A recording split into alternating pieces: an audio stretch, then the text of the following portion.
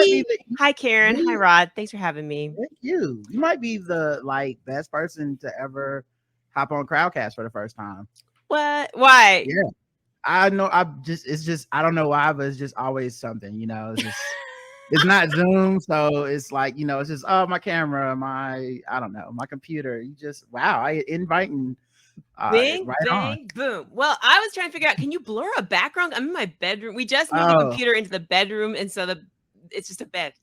Oh, yeah. You know what? We're not a judgmental people over here. Okay. We're just Right. you're among family. Don't even judge-free zone. Don't even worry about the vibes, okay? I don't even know what kind of fans would care about that, but if they do, they better not be in our chat room. Okay. Nope. Good to know. Good to know. I'll get it started. Here we go. This is awesome. Hey, welcome to another episode of the Black Guy Who Tips podcast. I am your host, Rod, joined as always by my co-host Karen, and we are live on a Tuesday. Yes, sir. It's like 6:30 in the Eastern time, and we are not alone. Nope. We have a guest, a first-time guest on our podcast. Today's guest is actress, comedian, host of Up Early Tonight, and badass mom, Abbi Crutchfield. What's going on, Abbi? What's up? Hey, Rod. Hey, Karen. Thanks for having me. Good to see you. Oh, you know what? We have been fans of yours for a while. We've been Twitter mutuals for I want to say over a couple of years, but we'll see. Yeah, we're both listeners of Keith and the Girl. Yes, we do their weekly recap show last week. Keith cool. and the Girl, but we've been watching you on silent trailers and be a guest on their podcast, and it's that thing where you're like, oh man, that person has such good energy, they're so cool. And then I was like, oh yeah, we have a podcast. I can invite her on, and then we can be virtual friends. Yay! So it happened. Let's go. Yay. Let's make this virtual acquaintanceship a virtual friendship. Yeah, yes. Let's go. Let's take this relationship to the next level. Exactly. Abbi, you're originally from Indiana. How'd you get into comedy? What's the comedy scene in Indiana like? I am a Hoosier, born and raised, and on the playground is where I spent most of my days. It's a lot like Philadelphia in that way.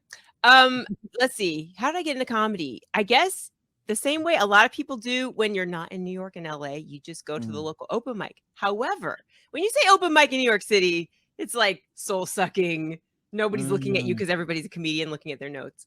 In Indianapolis, it was an extension of the comedy club. So on Tuesday nights at 8 p.m., they would sell tickets to their open mic and make sure that the performing comedian that was there for the weekend, who, if he came early, he would do some time. Their hosts were these regulars that were always so smooth and polished. And then you could see a variety of new people trying new things. So I think the fact that it was on an elevated stage with real spotlights and everybody was limited to 3 minutes kept it quite palatable for the comedy audience. So it was a very nice way to cut my teeth because it taught me a little bit of polish ahead of time. But unfortunately, it made me delusional. So a year in, I was ready to be famous. Let's go. I'm out of here, Indiana. I just left them. What was the thing in high school or was there a thing where you're I'm an actress or I love creative writing or something that made you go there was a link to and I should be on stage and I want to tell people what I think and make it funny? Oh yeah, the through line is the dominoes connect very well. I was a creative writer in grade school, an early reader, early writer, making up stories, volunteering to perform for class. For example, if the teacher was like, does anyone have a poem they want to read? I would say, I wrote a rap song. And so I would just kind of try to hog the attention, which everybody's thought, okay, you'll be a theater kid. But I only did a few plays. And I thought I was supposed to be an actress. So when I left college, not wanting to use my degree, which was in international relations, I decided to audition for local commercials, independent films in Indianapolis. I joined the local modeling agency to try to do on the scene events. I guess they were you could model in print, but you more modeled by holding a can of soda at a convention. You know what I mean? But anything to be this is entertainment, and then I did dinner theater and I also was substitute teaching. So I just thought, okay, I'm going to be an actor. And then someone, I guess, I did stand up in college a little bit. I went to school at Georgetown, so it was the same era as Jacqueline Novak, John Mulaney, Nick Kroll had just left, and Mike Birbiglia before him. So we kind of, stand up was talked about at our school. Like, this is something you do. Mike Birbiglia would come back every year and do an act for us. Godfrey was there the year I was there. So it was really, I don't know. It was peripheral, but it was still very much in the top of my mind. And also at age 11, my mom took me to my very first live performance, which ended up being stand-up. It was Sinbad. And so I was just like, I never felt so electric. I was just like bowled over and left, floating. So I think that it hit all the like good parts of my brain. That was like, this is a good idea. You should do this. And I have more creative control. So as the acting endeavors, albeit, local, and I'm super green, were a little humbling, shall we say? Like the local commercials didn't look how I wanted them to. The independent films were low budget, run by students. They were awful. I didn't know they'd be awful. You think it's going to be a Hollywood project. And I thought, wow, I do not have any control when it comes to acting, but I have total control when it comes to my stand-up. So that appealed to me because I thought, well, I'll write the thing, I'll direct the thing. So that's how stand-up sense. I feel like the thing with acting, because when I was in high school, I also was in a couple plays, and one of them I got to be the comedic relief, which was cool. Great. But it is someone else wrote it. You rehearse it 1,000 times. It's played every time. You're like, I wouldn't say it like this. Exactly. Like, the most you can do is say it a little different. Like, and like you said, it's humbling because you do try. Like, I'll say, I don't have my tobacco or whatever, and they'll be like, it doesn't need a country accent. You're like, okay, well, back to being boring. So I can throw your hat on the ground. Fine. Right? Yeah, exactly. Leave the cowboy hat off. I can see why, like, being on stage, doing your own material. And I was listening to you on a podcast where you were talking about bombing. I forget the exact name of the podcast. It's kind of, it's probably like the failure podcast or something. Times we fail. It's probably. I remember one recently the past year. It was like a very negative sounding thing. I'm like, wow, you guys go all in, don't you? Yeah. Times we bombed or times we failed. It was funny. Anyway, go ahead. But it was like, even I think you said, like, as a comedian, there's no set that goes 100% the way you want it anyway. So like there's something real about that and kind of fun about the fact that it's not perfect. It can't be perfect. Right. Takes the pressure off of wanting it to look like a comedy special. I used to have this habit of immediately after my live set, I'd be like, I'm never going to be like so-and-so in their Netflix special. And it's like my husband, he's a comedian. His name is Luke Thayer. He was like, why are you, 15 years in comparing yourself to someone 30 years in when you're in a live, essentially restaurant or whatever, small comedy club, and they are on stage, they have 2 nights to edit it and record and perform and catch the best laughs. They've got a sound system and you're doing all of that and they're doing one thing, which is performing. So it's like, you don't have, in my brain, I'm criticizing, oh, I look horrible. This is horrible lighting. I can't post that on Instagram. And it's like, you weren't responsible for the lighting. And, so-and-so in their special is going to be hiring someone else to do that part. So the comparison is so silly, but it's easy as an audience member to want to do that. You see it on TV and you're like, I want to do that.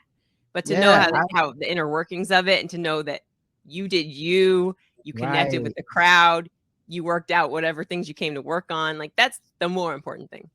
Yeah, I remember being a waiter, and food service is like a really bad job most of the time. But the element I did like was every interaction was like immediate feedback. It was like, did I do good or did I do bad? I don't. There's no quarterly report. There's no like annual review. I didn't think about that, but you're right. Yeah, and I imagine to some extent, comedy's kind of like that. It's like, am I being funny? Not tonight. Cool, got it. Thanks, everybody. We'll try this thing again tomorrow with a different group of people. When I worked in food service, I was a waitress and not very good at it. I ended up getting fired, but I felt like I was critiqued not just by the people who are eating, but like the kitchen staff in the back. Everybody taking too long at the machine, and the boss coming. So I feel like. Comedy's a little more gentle than working in a pressure cooker. I wasn't like I wasn't try to be funny waiter either. So like, I think maybe I should have mixed it up. Like that probably was what I should have been like. Just do your material there, then you'll looking know they're hard, being hard working. What's going on over here, guys? Oh, table number 7. I see y'all. Like, but I didn't. But yes, that's a good metaphor because comedy is a hit or miss, and it's like, yeah, sink or swim, as they say. You know, people like it or they don't. But honestly, I think a myth among audience members is that heckling happens a lot and that it's mean-spirited, and it's often just it's an interruption of the flow. Now, there is the belligerent kind of heckling where someone came and they're either inebriated or they do not want to have to see you, so they make their own entertainment, like a little kid would when you're trying to be at a museum and they just want to walk on the bench and make noise. So that kind of heckling happens, but more often than not, it's someone who's going to like beat you to the punchline because they're enjoying their joke. They're guessing out loud and you're like, all right, I work alone, calm down. And there's also just like someone who answers negatively and it pulls the attention of the crowd. Like, I don't care or whatever. My job is this really depressing thing. And so if it's really about getting to tell your jokes, but have a rapport with the audience and then not getting that attention usurped, like where the whole audience looks elsewhere. And if you're feeling insecure or not focused or whatever, it can get away from you like a runaway train. So I can see that. So that's unpleasant, and I think it's psychologically impactful to the comedian. Like it always seems like I just slayed a dragon when you tell a woman to be quiet and she actually listens, you know. I mean a person, but I'm just imagining in my head, you know, someone who's very chatty. You said something about Indiana giving you like almost like a false sense of security, almost like because you were like, yo, I'm killing it. It's been a year. The conditions are really like dope here. Right. Every week. And then you go to New York, and what's the open mic scene like in New York compared to Indiana? Well, the difference from Indiana to New York was, at least from what I was doing, was there was one open mic I ever attended, which was inside a comedy club. And the rest of them were produced shows in bars and things. So it wasn't like I was a stranger to a weird environment. But even in those produced shows, we all had a credit that was announced before the performance. It was all treated very professionally and respectfully. And it was like, this next guy coming up, you're going to love him. You know, it just felt very formal, even in a horribly lit, bad microphone kind of area. Now in New York, someone usually had a mic, but it was so bare bones, and also the audience could see comedy anywhere. Like you could get up. I keep hearing laundromat, so I always offer laundromat. I never performed in a laundromat, but you could get up at a restaurant. Like a Panera was probably the weirdest place I ever performed, and you know, Black Box Theater, an actual comedy club. And, you know, a subway train. For some reason, when I came into New York, there were still people doing stand-up on the train. And I was like, it's such a weird, there were naked shows. And I don't know if you can still perform naked, but it was just it was a crazy time where you could have all kinds of stand-up. Are those people really naked when they do the naked show? Or is it like, yeah. You sign up to be naked. The audience is not naked. I'm just like, why do you need extra obstacles to feel comfortable on stage? Hey, wow. I want to hear about the Panera bread. Did Mr. Panera call you up? How did you end up in the Panera bread? That was a mic, and the guy was like, I do this in the city. And I was like, well, it's right by the train. It's easy to get to. So I went a few times, and he was a guitarist, and he always played the sweetest songs in the middle of the show. He didn't like hog the top. So if you wanted to go up first, you could get them while they were alert. I could just sign up. Me and my husband always sign up 1 and 2. And then you sat for a few, you know, like musicians that played 3 songs in a row, but by then you could eat a sandwich and enjoy it. It was a decent, it wasn't as bad as it seems, but the fluorescent lighting was awful. It was a very narrow space. You're performing right in the entrance, so people would always be like squeezing by you to get their sandwich. Excuse me, I'm going to get my pastrami. You're in the way. Yeah. Once went to a restaurant in Charleston on the like boardwalk or strip or whatever downtown Charleston is, and just randomly a stand-up show broke out. Like no one in the venue was expecting it. It was just like guerrilla comedy. Attention, please, everybody. We about to do some stand-up. I was like, what is happening? Yes, me and Rod's like, what is happening? And it was the best worst. It was the best because me and Roger, we love comedy. So after we realized, it's a comedy show. Oh, let's see what's happening. Yeah, and it was this black dude, and he bombed. I'm not talking about no little bitty bomb. He big time ball. And he drove from like Indiana to do this show, No, which is insane to me. Like, so humbling. yeah, he was like, "Hey guys, I came from Indiana to be here. Give it up." We're like, "To be here? All right, good luck." Because they didn't want him. Yeah, exactly. How did you end up in New York? Like, what made you say, I want to make this move? Oh wait, hold on. I hear a little bit of echo. Y'all hear that? Is that me? No. Oh, you know what? I can't hear myself at all. I should have checked that before we began. Let me do my sound. No problem. Maybe Let's, that's the issue. Yes, I'm on the wrong setting. Boop. Check 2 1 2. All right, mic check 1 2. Boom. Okay, fixed. now I hear you guys. That's so crazy. Well, I didn't realize you're coming from a different angle. That's how right. good our vibe is. Like, I feel like we're already friends because through the screen we were still communicating even without being able to hear each other. Karen, I'm sorry. What was your question again? You said you moved from Indiana to New York. These are two separate places. What was that thing that was like, I have to go to New York? Was it a job, or did you like pursue the love of comedy? And like, what made you? Because these are two different areas. And so That's for true. a lot of people, they would be kind of afraid to make the jump to New York because New York is so big and intimidating, almost like LA. Yeah. So for you to be bold enough to do that, like, what was that drive that made you want to make that move? That's a good point that you make, because I was afraid to apply to colleges. I wanted to apply to NYU for acting, to major in acting. And I was afraid of living in that city. All I could picture was like crime and every other 1980s New York movie, which, by the way, New York in the 80s was terrifying. And so they captured it so accurately. But even coming to America, I was like, I can't ride a dirty train like that. Even the gentle comedies were scaring me away from New York City. But it's supposed to highlight the grittiness of New York. So yeah, I think by the time I graduated, I knew that acting was not for me and that stand-up was. So I kept picking the brains of all the headliners that would roll through that week and ask them where I should move. I definitely want to move, is what I'd say.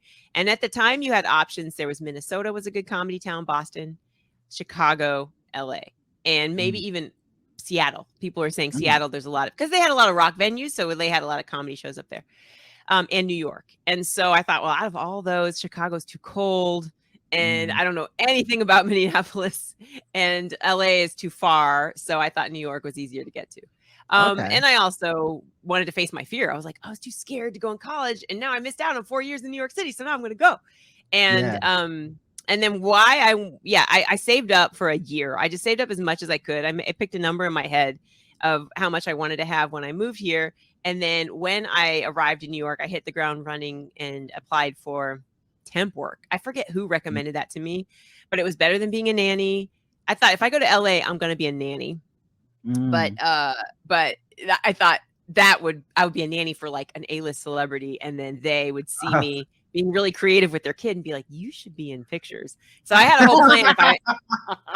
If I went to LA, I had a whole strategy, but New York strategy was become a temp, work in an office, secure a 9-to-5 with a 401k, and then save up. Because, like a lot of comedians had partners that had the 9-to-5 and the 401k, and they were just jobless. And I was like, if I can't have a partner, because the guy I was dating at the time, who became my husband, was also into comedy. And I'm like, broke. How can I? So I kept trying to secure a 9-to-5, and I got hired twice, but I got laid off twice because it was like the economic depression. It was 08 was when it started. It went from like 08 to 2011. So that was a myth that I needed a full-time job. I was able to save, which was great, but really it was just about living within your means, finding something that pays you some money, finding cheap rent, when you're starting. This is a how-to kit for your listeners. And then making sure you eat and sleep. Like, don't skimp on actual health or you will burn out before you get any opportunities. Because I saw that happen to my peers. So don't couch surf, but do bring savings. And then when you burn through them, which you will, try to get a job before you run out the savings. And then, save your money. Don't overspend if you can. Yeah, I think this is a different age now, but I think also New York has like the best worst PR because of that. Like, all the movies are, and everything is about just how tough it is to live there, how scary it is to live there, jungle, and it makes everything sounds like the opening. everything sounds like the opening to Stevie Wonder's Living for the City, where the guy like gets off a bus and then like someone bumps into him and then the police arrest him and they're like, "You're going to jail," and you're like, "I just got here. I didn't what? How am I already in prison?" Right. Or either you see that one. Go ahead. No, go ahead. I know what I'm gonna say. Go ahead. Either you see the movie where somebody like gets off the train or gets off something and they get robbed and everybody goes, "Welcome to New York, buddy." And I was like, "Oh my gosh, I don't know if I want to deal with that." Or you can't park anywhere because when you come back, your tires are gonna be gone. Yeah. When it comes to songs that remind me of New York, besides the Alicia Keys one you just sang, is Grandmaster Flash. The message. Yes. I'm like, every time I see broken glass on the ground, I'm like, broken glass everywhere. Yes. It's like, everything. It's like people pissing in the stairs. It's like, oh God, why would I there? Yeah, it's like, I don't think I want any of this. But he's like, I love it here, whatever. Like this is amazing. No, I'd never be from anywhere else. I'm like, I don't know, man. There's a lot of places. Your degree was in international relations. What does that mean? And well, what it was actually normally do? I have a Bachelor of Science in Foreign Service from Georgetown University. Oh, hello. Meant, and I boil it down to international relations because I'm from Indiana. I would go back to Indiana and try to explain that, and it would just take too long to say all that. Oh. But a Bachelor of Science in Foreign Service with a regional study in Europe. There's always regional studies, Europe. Government. I applied to work for the CIA and they said, no, thank you. But I had a friend that worked there and he's like, you should apply. I don't know what he saw in me, but I felt like I was way too chatty. Yeah. They do like a background check on you. And I don't know what they saw in my background that they thought this does not meet our standards. But later on, 5 years later, or maybe even 3 years later, I had friends that worked in the government for the State Department, for different, departments. And we were nothing alike in personality. I went to a party where she's like, it's just going to be a bunch of my government friends. And I was like, okay. And no one made conversation. I had to break the ice.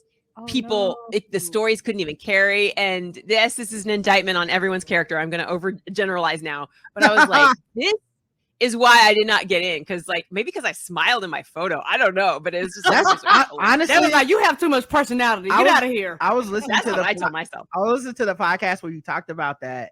And I was thinking like, it's the interview. As soon as you came in, it was like, hey, shaking hands and stuff. They were like, hell no. Because every time you think of CIA, I just think of like the shades, the suit, no smile on their face. These are very serious people you don't want to meet. We take everything serious on the internet, checking things out, reading Twitter. They don't want that. No, they don't want good jokes. They don't want punch ups. I just feel like CIA means like, even if you're just an accountant, you might have to kill somebody. Right. Right. I didn't even think about that part, like being in the field. I totally thought I would just be a desk analyst or whatever, just not do it. I didn't even know what they did. I didn't know what the guy I met at school did full time. He was a little older than me in grad school, and he was just like, you should join the CIA. Maybe he was trying to date me, and I was like, great. He was trying to holler. It didn't work out. But it's just, it's probably movies, right? It's probably movies that are in my brain. But I just feel like there are no safe jobs at the CIA. I just feel like everything's one agent dying in the field to being like, all right, Abby, it's on you. We need you to go down. You be like, I'm just the secretary. They're like, but you're so good with cracking codes or whatever. You figured out the copy machine. You can figure this out. I'm like, oh, exactly. I feel like they make everyone have to pass like firearms tests just in case.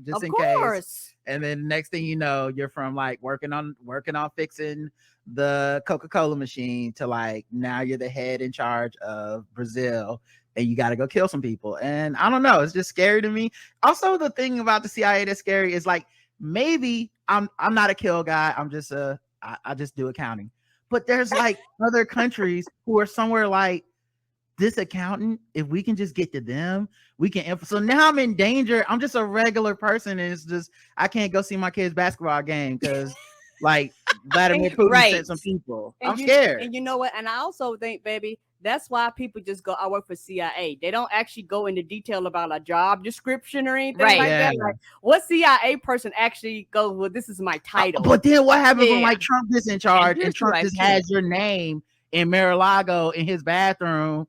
And up he on just the wall. like now I gotta die because this guy was president for 4 minutes. Like, I'm scared. I'm scared of all that stuff. No government jobs. You probably lucked out, Abby. It probably worked out for the best. I think like they have my number before I even knew. You know, I was just like, I could be Yes. anything. And they were like, well, you don't fit the job profile of what our personality types we usually accept, whatever that was, you know, or it could have been test scores. My grades were all right, but what was I going to say? Oh, I went to another party, and I probably already told this on the podcast that you've heard, Rod, but there was a woman who worked in foreign service. So she had my degree and then went on to pursue foreign service as her grad studies or whatever. And you get placed somewhere for 2 years and you don't get to choose the place. It's like Peace Corps, but you know how you get to kind of request your top spots in Peace Corps. This was not like your Teach for America. It was not like that. And I just thought, I don't want to get stationed in the middle of nowhere for 2 years. Like 2 years at that time seemed like my whole life. Yeah. And like you're saying, you know, you don't want to have dependents like kids and stuff. And I was like, I'm going to be a family person. I just, whatever. But I was going to say something else about like wanting to be a creative type. Oh, that I also was not cut out for secretary work that I ended up doing. Like every time I went to a temp agency and they put me in the role of admin, there was something that clashed with what I was trying to do. Like entertainers don't belong in corporate America. They don't. I love to do that for a while, but it's the way your brains tick. Corporate America is like the complete opposite. Yeah. It's like because your brain is like trying to be creative. You have all these things, and corporate America is like follow the rules. I used to like procedure. I remember writing like rap and poems and stuff at work.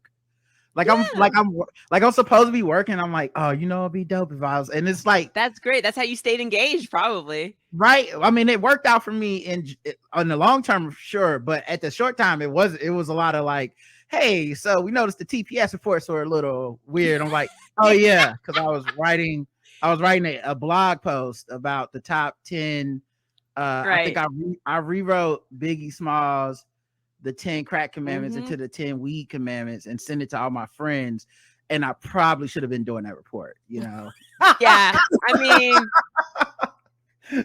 so yeah, it's not. Why did it take you 2 weeks to get something done that everybody else finished in 3 days? Yeah, it's one of those. I got a lot of that. A lot of like, you did this wrong. Yeah.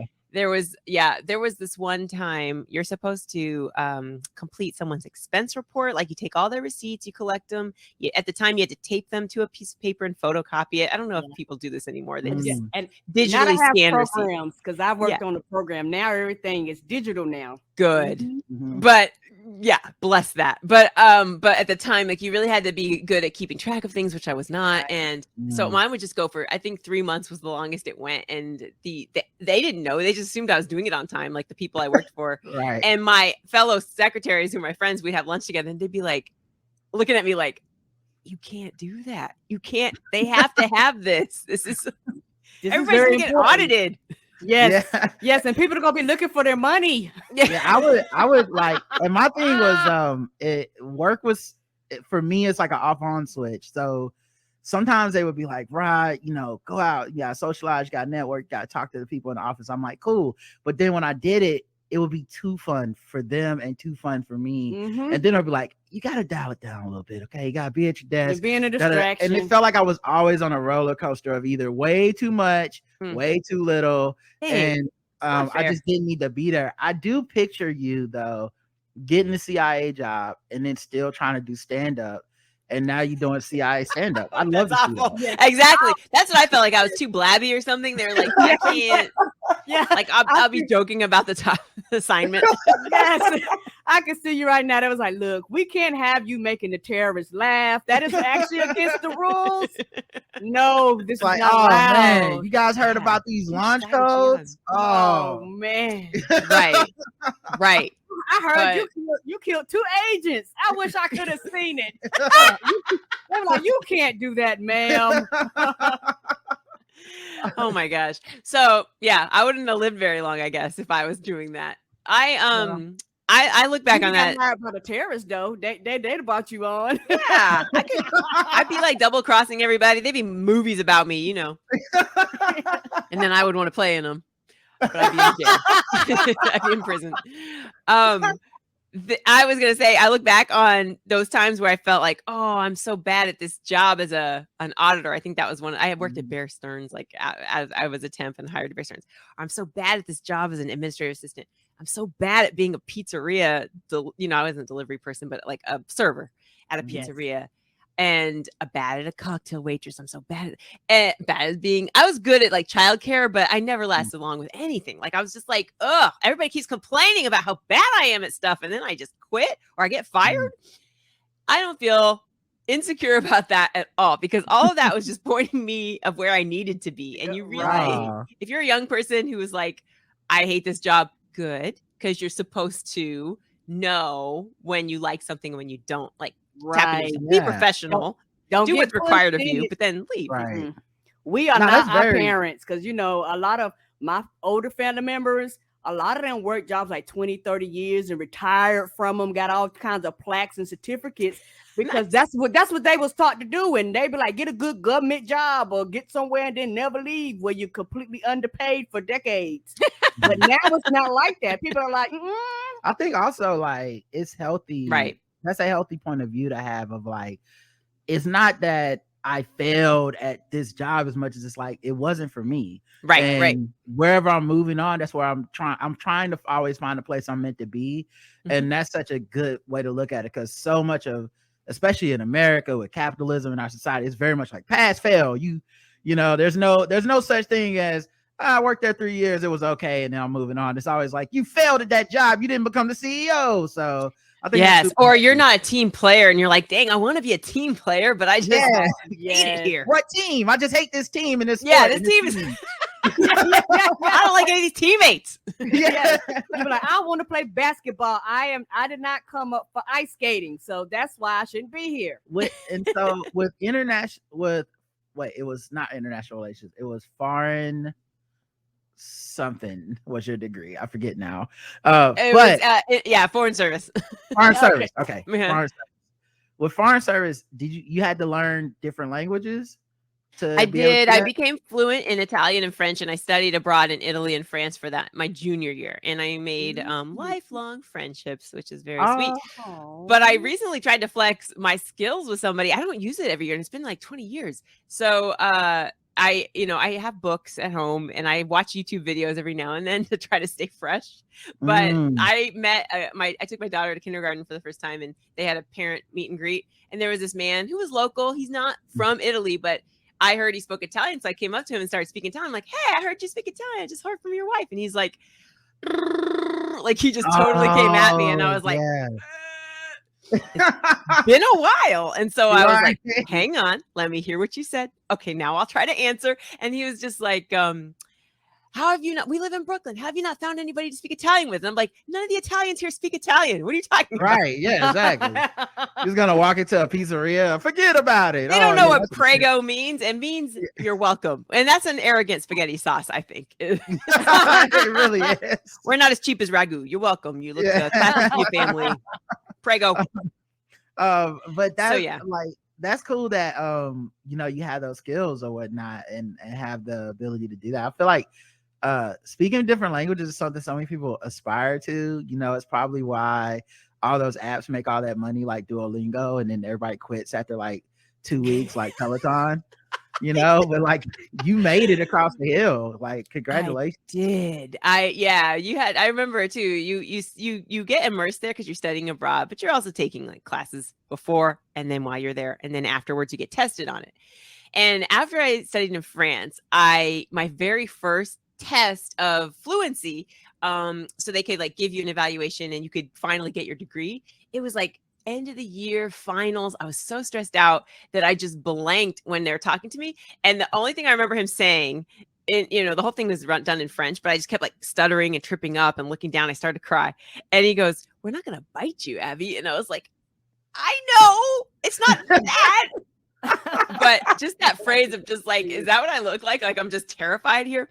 So I came back like a week later and nailed it. And they were like, now that's much better. But I was just like, it was just stage fright essentially. And I've had that maybe twice in comedy, but it's such a horrible feeling. Like you just get flooded with so many thoughts that you're just like, it fritzes.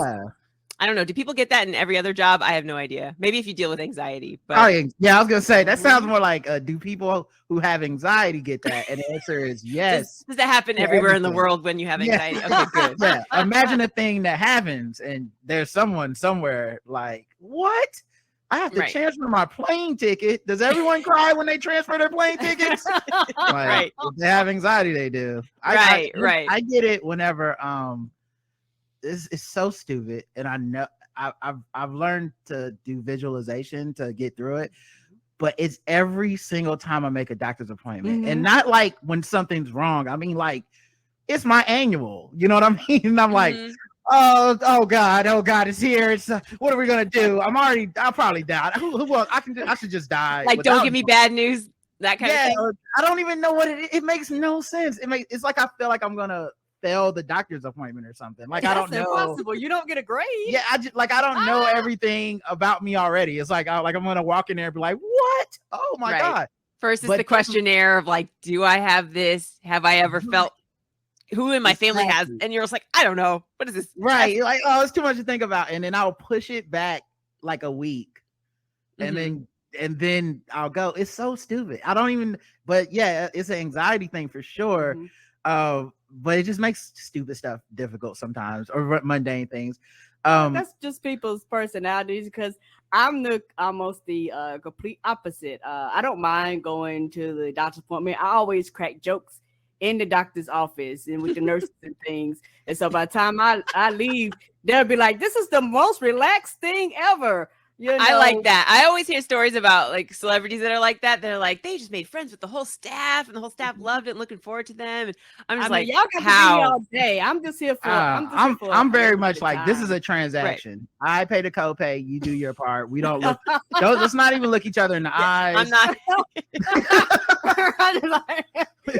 I'm just here to wear the paper gown and answer the questions. Exactly. They're like, can we get some blood? I'm like, just take it. I don't even want to see it. Just tell me when it's done.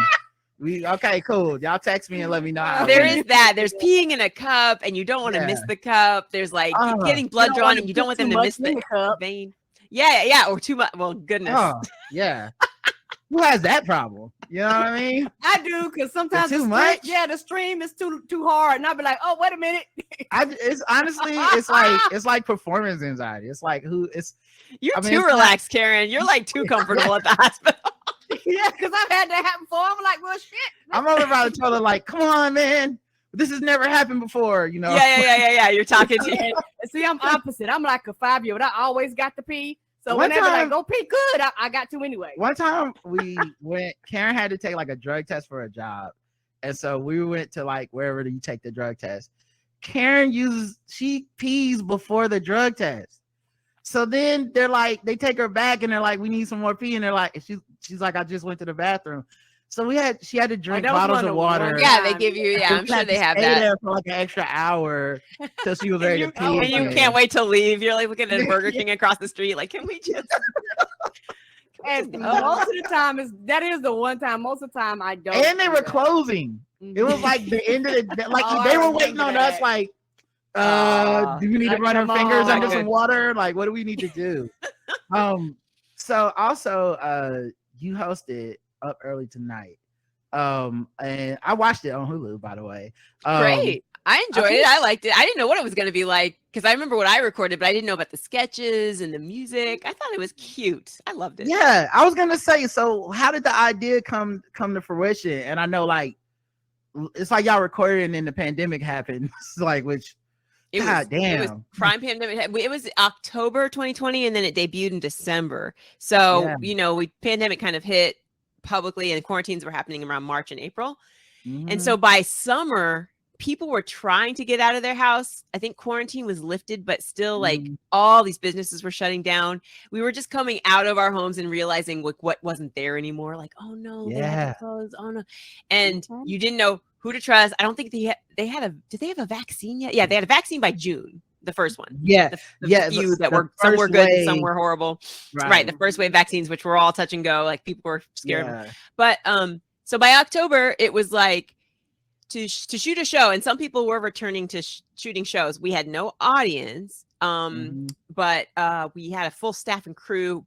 But the details of it, like the cleanliness. There were people outside making sure you got a COVID test every day before you came in. Yeah. Mm-hmm. Can you imagine testing? Yeah, I guess you can. But anyway, I was just like, because now it's just like, oh yeah, I have my test and I'm negative, or I got one at home I can do. But it was just like, go to a clinic and wait in the cold. And so anyway, that plus every time you took your mask off to shoot, you had to put a fresh one on, or you had to put yours in a baggie, and there would be a point person for each person that needed a mask to stand off stage. And there was some kind of like fumigation machine. Maybe it was steam. There was some steam cleaner. Yeah. So anyway, I was just like, this is, and nobody was like near each other. I don't remember like being in anybody's vicinity. It was 6 feet was really kept. So yeah. So anyway, it was very well run, and it doesn't look like that on TV at all. But I was relieved to know that they were taking precautions like that. And for sure. Like I was on Twitter the other day, and I saw someone say like, everyone is not doing like COVID protocols, blah, blah, blah, except in like the film industry.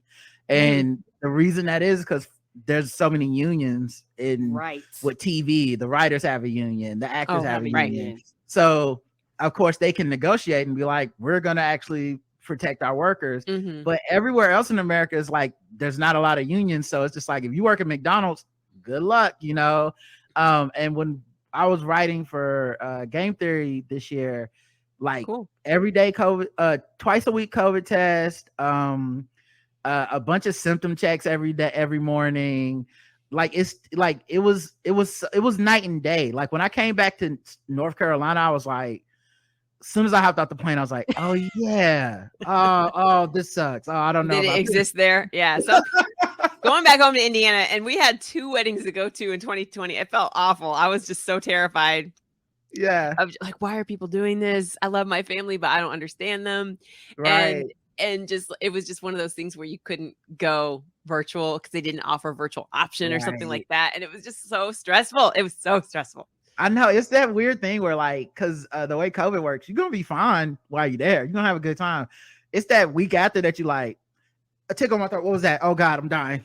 It finally happened. People weren't dying back then. That's the thing. Like, we didn't know what we were up against. It was just a different mindset, especially if you get anxious, reading a line of French to some person who knows you're supposed to know it already.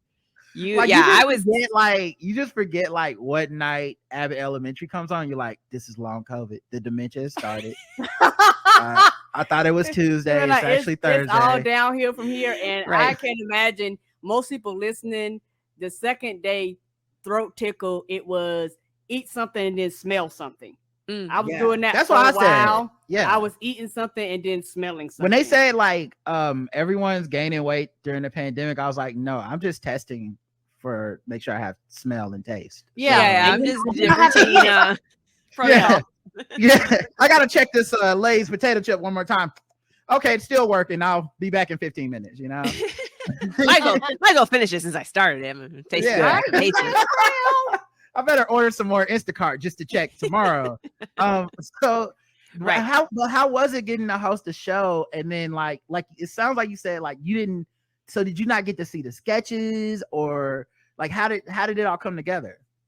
This was the third show I hosted, so it was I could compare it to a couple other things. This was in studio, and the previous show I did was on location, single cam. It was shot in LA. This shot in New York. So it was really great to work close to home. Just a subway ride or a car service ride there. It was really easy. And then to know I don't know. I really was just concerned with them being happy with what I was doing, which I think is typical of any kind of job. If it's on camera, get the takes you want. I had a good rapport with the director and the writers. Like it was a great vibe on set. Everybody was hopeful for it and in a good mood and happy to be working, thankful to be working. Yes. And I got to work with some peers like on the show. I'm the host, but there are panelists that sit with me: Ophira Eisenberg, Amina Amani, Esther Steinberg. My name, I don't know if I'm messing up her name or not. It feels right. Esther's a very funny comedian. And so like we would bounce off each other and riff, which was super fun. And they would just give us some guidelines. Then they would intersperse it with some sketch. So they would tell us, they were like, okay, we're going to put sketch in right here and then just wait and then stop down. Okay, start up again, record this part. What I didn't know was they added audience laughter after the fact. So they were like, play to a crowd, because one day we will have a crowd here. That was the goal we were working towards. And and at first when I heard it at home, I was like, oh, it's like everybody loves Raymond. This is so strange. But I don't know. It just kind of grew on me. I was just like, well, honestly, everybody knows there's nobody there. Listen, honestly, you need it, right? And I don't mean like need it as in your comedy needs it. I mean like this happened with us. So our first episode, we were all like, you know, it's pandemic, we don't have an audience, but it's cool. We're doing such like cerebral, cool comedy, like everybody will know when to laugh. And the writers, we were in there, and the background mics could pick up our laughter from the thing. Yes, but we were just like kind of chuckling. But keep in mind, we've seen all this shit. We've rehearsed it 3 or 4. Like to us, these aren't new jokes. We're just kind of laughing like, oh yeah, that was, he delivered that well, right? Right. And that is draining to have to then pump the laughter because you know what's coming already. That's tricky. Right, exactly. And so then the notes we get from the audience, like on social media and stuff, is like, oh, the best part was when they were laughing at their jokes. And I was like, oh shit, we need an audience. Like, you gotta create that vibe. because we could hear them laughing. Like in the background, we could hear, like Roger said, we could hear them laughing because the microphones picked up their laughter. And everybody, and I remember watching the first show, I was like, yes, the laughter actually made a big difference. People kind of do need to be told when to laugh. It's not like a mean thing. It's why stand-up has a crowd instead of stand-up come to your house and sit in your living room. It's just you and them. Like, right. There's a whole, it's an ambiance and it's an electricity. Yeah, it's energy. It's a whole thing, and it's a psychological cue, yes, that you can unwind and enjoy yourself. You don't have to think too hard. So, absolutely. I don't know, like it's so funny that, and it's probably just we all grew up, and then the sitcom as we knew it growing up changed to like, you know, like now we have like the documentary thing, we have all these different styles. We have the dramedy, we have all these different versions, but like we forgot that shit did work. Like, thank God it's Friday. TGIF worked. Like everyone was coming to school. Yeah, everyone was coming to school on Monday, like quoting shows from Friday because we liked it. And I don't know what happened. We got old and was like, of course that's corny, right? It's like, no, it not when it works, it ain't. We didn't just need the laughter. We needed someone to go, ooh, and someone kiss. Yes. Or when Steve Urkel was sad, we needed, yeah. And a guitar going, and we're going to the next scene. That was the best, man. Like, honestly, I wanted life to be like that. Why couldn't me and my parents make up right before bed every time there was a fight, you know, like that? That would be wonderful. That's how it always works on the TV. It's like, I hate you, Urkel. You can't take my car. You crash my car, whatever. And at the end, it's like, I learned not to crash cars. And like, you know what? We'll reset this next week, buddy. Yeah. The parents coming to the child instead of the child like creeping into the kitchen to see if the parent is still mad. It was the parent knocking and being like, can I come in? Can I sit on? Right? Yeah. Respecting versus walking in. This is my house. You know, right? I just paid for this door. I just don't want you to be blah blah whatever. Right. Oh my goodness, love a heart to heart. Yeah, but no, I don't think real life works like that. But I bring a cassette and I play like the music while I'm talking to my daughter after she's had a hard day. That would be funny. Oh, that should be an app. We honestly need that. Heart to heart app. Okay, we're a business of 3. Yes, this is co-owned. We don't need a shark to invest in it, but maybe when it's time for it to grow, we can. The sitcom app. We need this. Every parent's gonna thank us, okay? And unfortunately, we can't let you skip the ads until we get some seed money. So don't let Mark Cuban take any more than 20%. Yeah, or you can buy it outright. I don't care. Unfortunately, until we get off the ground, you're gonna have to have a couple of ads in between. It's gonna be like, "Oh, son, I forgive you." Hello Fresh. What? The first week is free. Can I say the thing I like about a HelloFresh ad? I don't know if they've done this on purpose, but I love it when the person who's narrating, if it's a celebrity or just a regular person, uses like a whisper voice. They're like, you know what I love about delicious foods? And I'm like, is this an ASMR video? What's happening? Right. It's like, are you trying to like, is this like, are you trying to seduce me? Yeah. You making me dinner now? and you're just whispering sweet nothings. Yeah, so I I'm do not love mad me a at a good HelloFresh ad. No. I do love me a good HelloFresh ad. All right. So also, I've seen on your Instagram, not that I'm stalking you or anything, listening to these podcasts, it's all research stuff, but It's out there. it looks like you're back out on the like comedy streets. Like, are you out doing like stand up and stuff? And what's the experience like? Yes, in fact, I've been on 2 Zoom comedy shows that had their final Zoom show. So it's like Zoom is for stand up, you know. I think it was good at uniting people who had, you know, didn't really want to leave their home and also who were international. I've been on some shows where it's like people are tuning in from all over the world, and that was really cool. Right. But if you're a New Yorker, it was hard to get my friends who are in New York City to check into a Zoom show. And I'm like, it couldn't be simpler. I'm coming to you. Just, you know, and they were like, I missed it. Sorry, I was watching TV.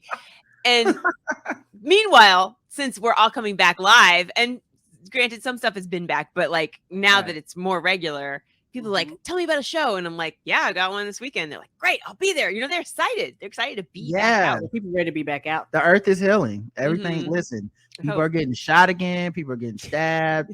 We got a lot of families are still getting separated at the border. I mean, it's like, listen, the earth is back. Okay. Yes, the cat calling is back. Like, come on, let's go. Global warming is chilling out right now. Went out today. It's almost October. It was only 77 degrees in North Carolina. So I was like, but honestly, I'm thankful now, Karen. It was 100 degrees for like 3 months, and now I'll take 77 in October. I don't give a damn. It was hot, but you know, I was sipping a pumpkin spice latte in a fur coat with Uggs because I was like, I'll make 77 degrees work. You make it work. Yeah, you're dabbing on your parts. I don't care. Yourself.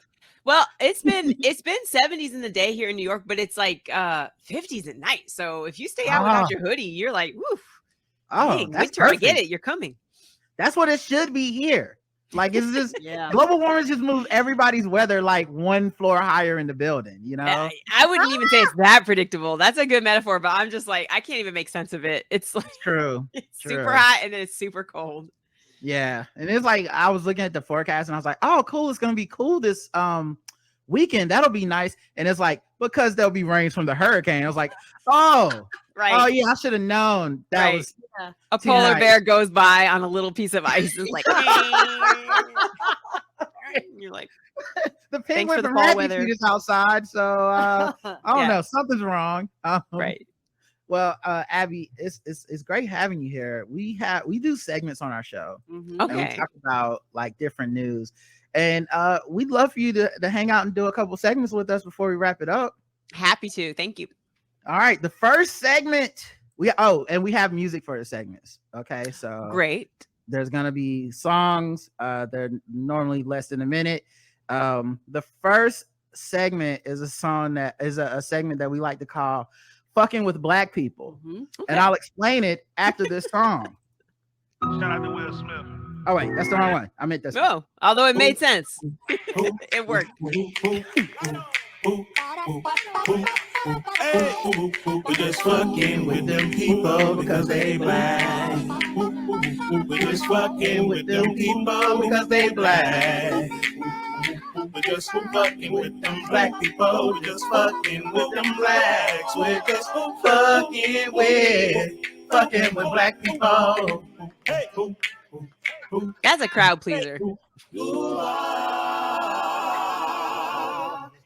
Perfect. It's a throwback. You know, we love it. Just like the racism Black People is brought to you or is performed in form of a live studio audience. That's what you need. You need a little voiceover for that. Son, I forgive you for breaking my car. So fucking with black people is a game where we go all around the globe. We find different articles that make us feel fucked with as black people. And then we rate them from 0 to 100 in intervals of 25. And if it's so infuriating it's over 100, then we just say Dracarys, like Game of Thrones, and that's the highest you can go. So okay, I may have just forgotten that scoring. Over 100 is too high. To over 100 is Dracarys. It's the worst. But everything else, you know, 25%, 0%, 50%, 75%. Okay. All right. So Salesman accidentally calls his black neighbor the N-word. Okay, now I have the video of this. Oh, good. Okay? I was like, I need context. Right, because it's a lot going on. How did he say it? Was it the hard R? We like to be thorough in our ratings, so we need the information. Was he trying to say nincompoop? Oh, here we go. Video. He said neither, but actually he was trying to say a different word. So here we go.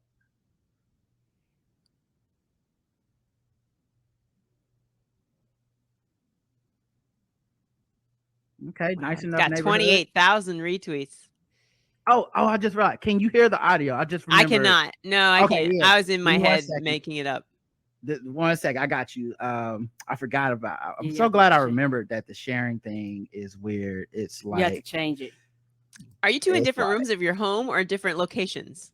Same room. Oh, okay. Ta-da! Yep. So the magic. Secrets revealed. Mm-hmm. Could have been in 2 different states, and I would have known. And I'm in your back bedroom. Oh, hello. Yes, sir. Hey, how you doing?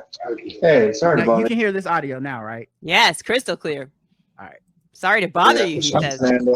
Energy. We're a few doors down. We're in 1845. Okay. So we do solar around here. We're just coming around talking to niggers. Sorry, dude. I think he meant to say neighbors. But it sounded like he missed the B and the H. And he meant neighbors. Hey, sorry to bother you. I'm Fernando. We're a few doors down. We're in 1845. Okay. So we do solar around here. We're just coming around talking to niggers. Sorry, dude. Here's the thing. I apologize, man. I have something to say. The audience, your chat is definitely on my side. Okay. It was egregious is the right word. See, I get it, like fumbling, but he said it so comfortably, like he uses that word regularly. Like that's the word that came out, like autocorrect when it suggests you use something, and you're like, stop telling on me, autocorrect. As somebody who says the word quite often, we said really often. It did feel like he says it quite often. You know what I mean? Like there was a familiarity in the way it slipped out that I was like, oh, he says that when you're not around. And he also did not recover well at all. He just kind of held it like, sorry about that. Did you hear what I just said? Because I did just say it. It's like, ugh. You're supposed to stutter and walk backwards. He's like, yes, that did just happen. And I'm going to explain to you why. My favorite part. See, this is when we need the app, y'all. This has been a perfect time for the app. My favorite part is that he clearly puts his hand on this man's shoulder after he says it. Which, I mean, dude, let you me see that part right there. You don't even know. Coming around talking to niggers. Sorry, dude. Neighbors. Hey, don't touch me. Definitely do not touch anyone after you say a racial slur that may have offended them. Never. Even the funny thing is, like, the way he said it sounded like it was supposed to be neighbors. That means he put like a twangy accent on the N word. It was just, ugh. That's the worst way you can say it. He's like, listen, I normally add an R after the G, and because I'm from the South, but I just messed up. Yeah, and I put the vowels all twangy, like, nah, I don't want to say it. Apologize, man.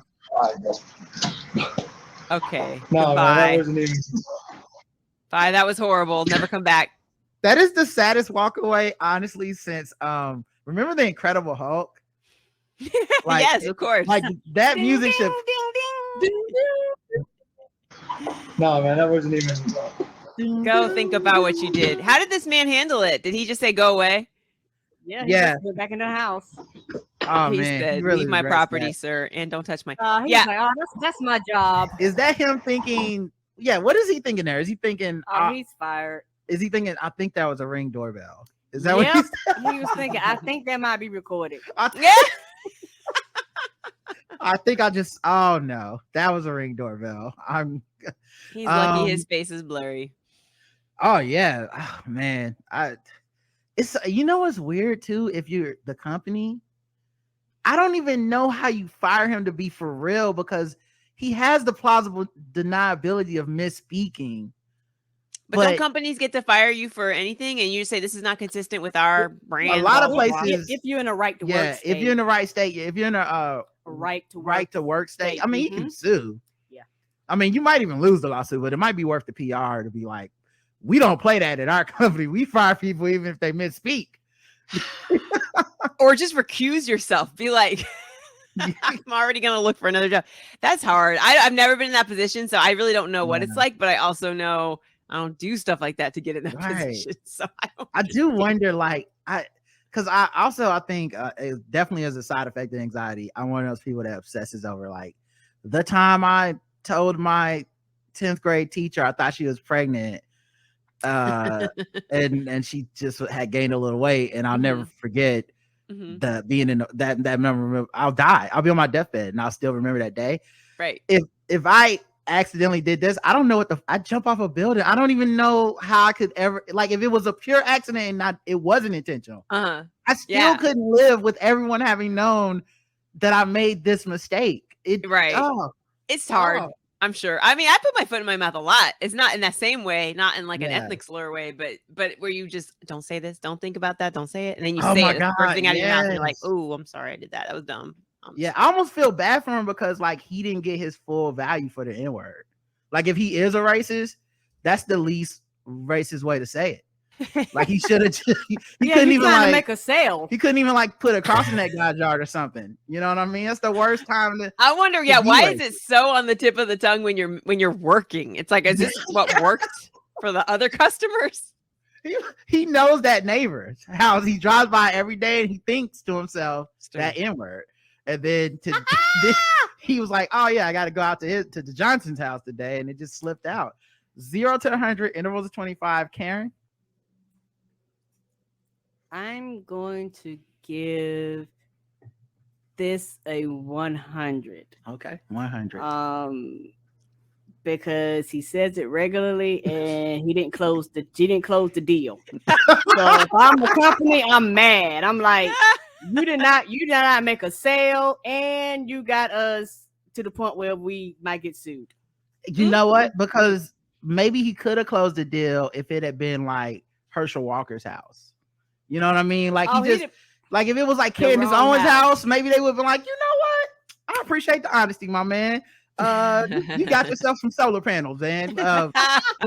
What about you, Abby? 0 to 100. I'd be like, I'll take solar panels from anybody but you, sir. 100. I just think that he's too comfortable saying it, and he did not have a good recovery. If he showed more remorse or at least embarrassment instead of just like grinning the whole way through, ooh.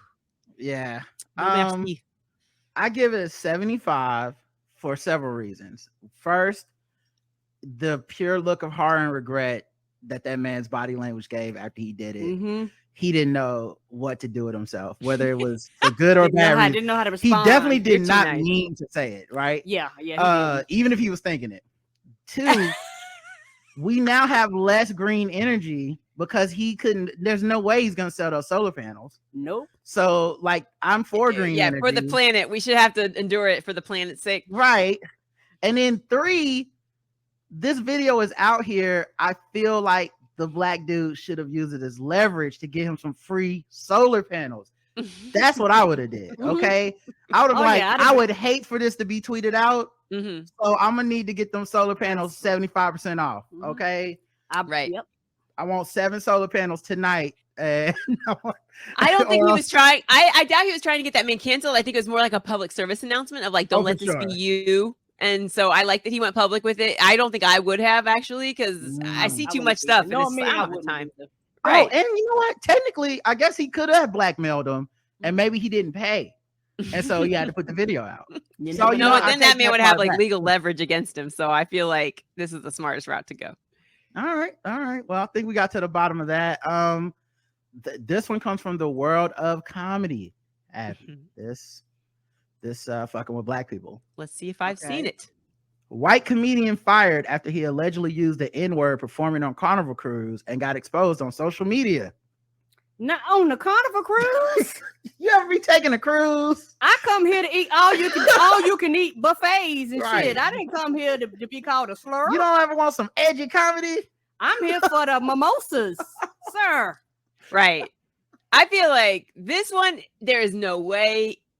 You have got to be really into self-sabotage if you're gonna let any swear word out, unless he was doing like the dirty set, because I know sometimes for a cruise you have to have a 45 clean and 45 raunchy or blue, and so this was on that night where he was just letting loose with the cuss words. Or even then, cruise sets have to be so like fine-tooth comb, and they get evaluated ad nauseum by the crew director or whoever it is that's surveillancing you. They'll give you notes every night. Don't say it that way. Don't mention this city. Da, da, da, da. And so to like say something that is that blatantly offensive, like you can't say certain diseases. You can't say certain political affiliations. Like there's so much sanitizing. Friendly, like family friendly. Well, and the customer is always right on a cruise. So yeah, for you to be able to drop an N-word, I don't know what's happening to you psychologically. Something bad. Oh, here it is. Well, let's judge it in the context of the clip. Okay, we don't know. Maybe they were great N-word jokes that the white man better not be my husband. I'm gonna die. Let's Luke, fire it up. All right, here we go. Oh, let me turn up the volume. How's the volume thing? Oh, wait, the volume on this clip is not working. Did they take it down? Let's try to. Oh, no content. Okay. This is if I go to the thing. Okay, now let's see if we can play it. Oh, no, the volume doesn't work. Maybe they took it off. Yeah, they took the volume up. Oh, TikTok it says multiple times, though. Morning. I just woke up from the craziness of last night. So it looks like TikTok muted her original video for some reason. Like you can't even share that someone else was racist. That's interesting. As I'm going through you guys' comments on the video. No. And original clip's not in there. Oh, here we go. Do you remember the whole thing about if you're easily offended, get the fuck out? Okay, I'm gonna tell you right now. That's never a good way to start. Well, this is definitely the dirty show. Like this is the show where people are allowed to come a little riotous. Okay. So maybe so you gave me some context I didn't have, Abby. There's a version of the cruise ship comedy. Oh no, I know this comedian. This can't be recent. Is this really Rob O'Reilly? That can't be. Let me listen to this. Let me listen to this because this guy I know and like. So let's hear it. Oh, oof. Now it's freezing.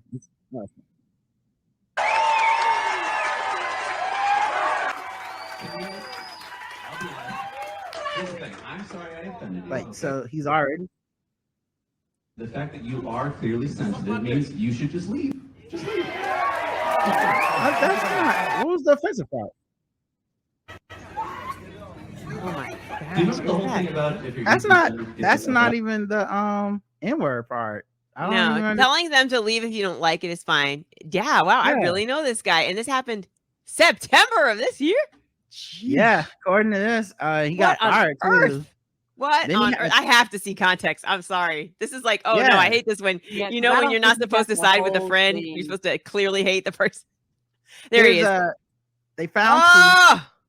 For me, people that was written in 2013. So okay, here we go. We have a history of So now 2013, he said for me, people are like ski subs. I'm scared of the black ones. 2016. This next one. 2010. This is 2010.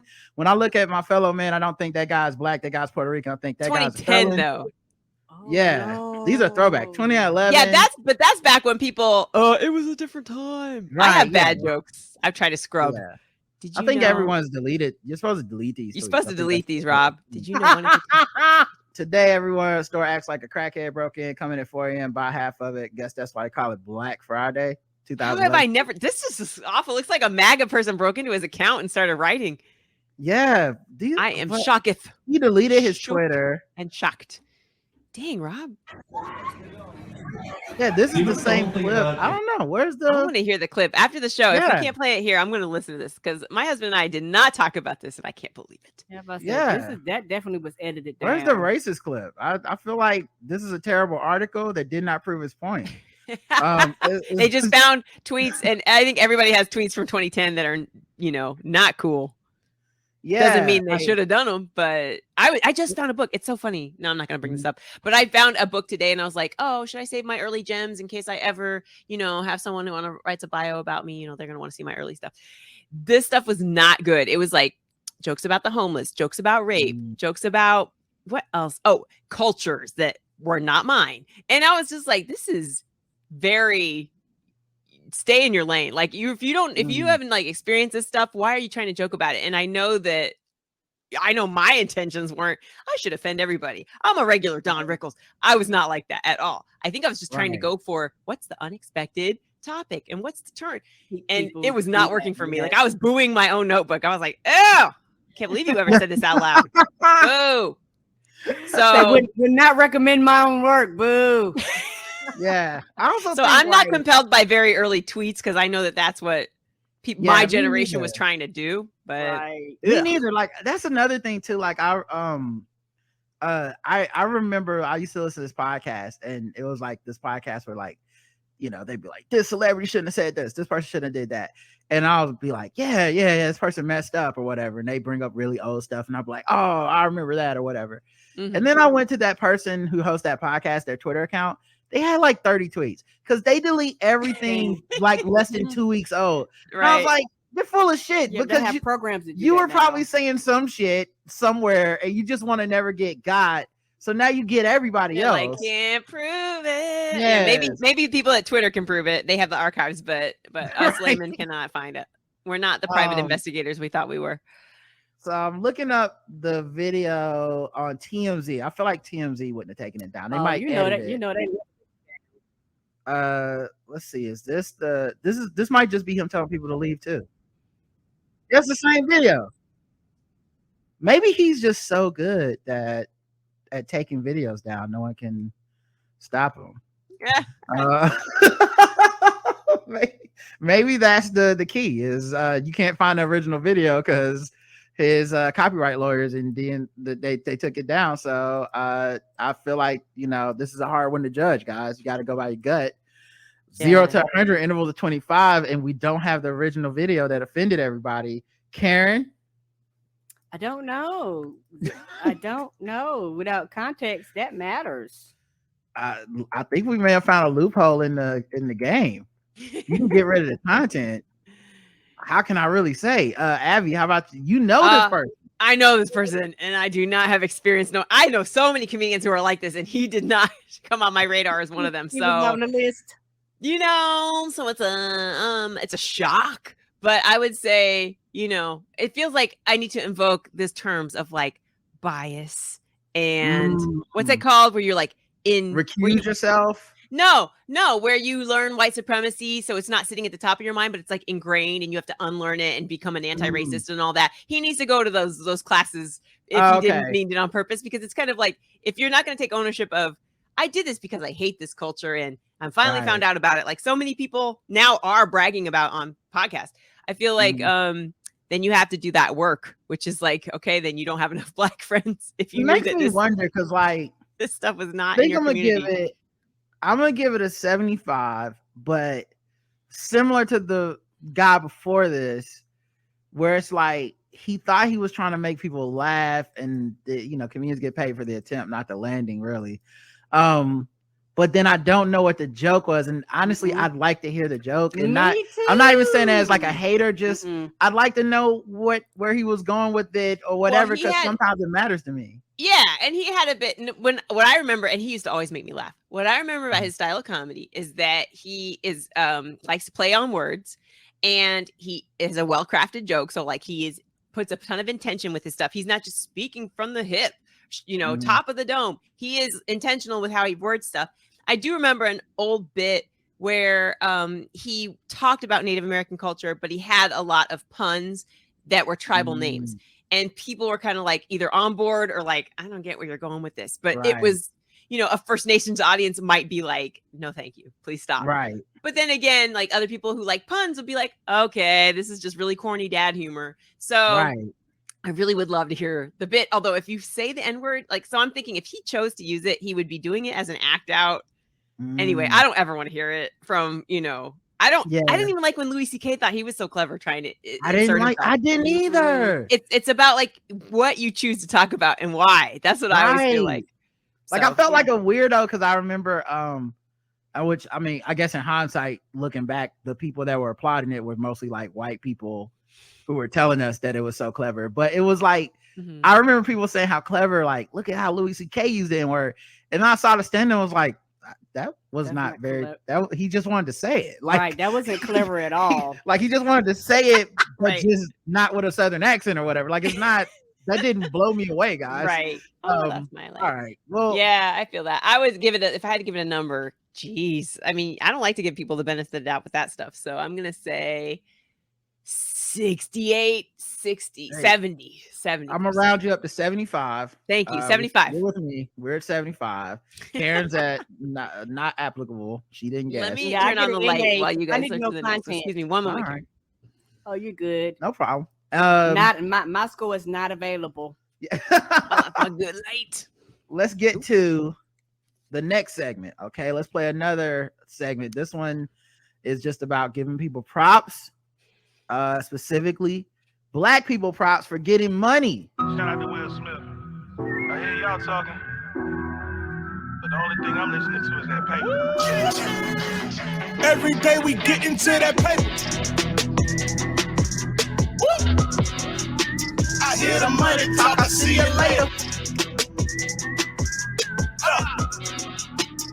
Every day we get into that paper. Woo! I hear the money talk, I see you later.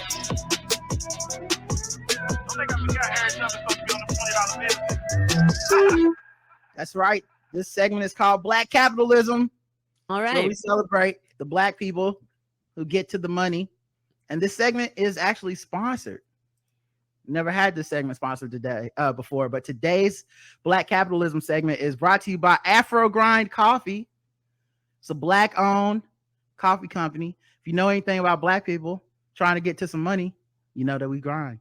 Mm-hmm. And when I'm grinding, I love to take a sip of AfroGrindCoffee. AfroGrindCoffee is dedicated to elevating your coffee experience with African single origin coffee. And right now, I'm sipping on Tanzanian pea berry.